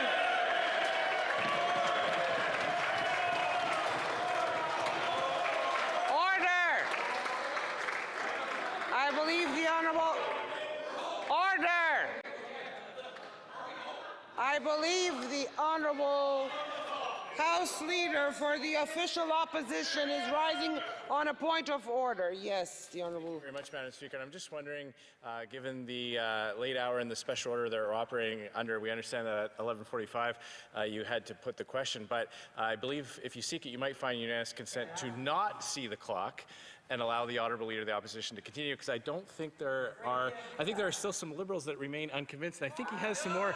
The question is as follows.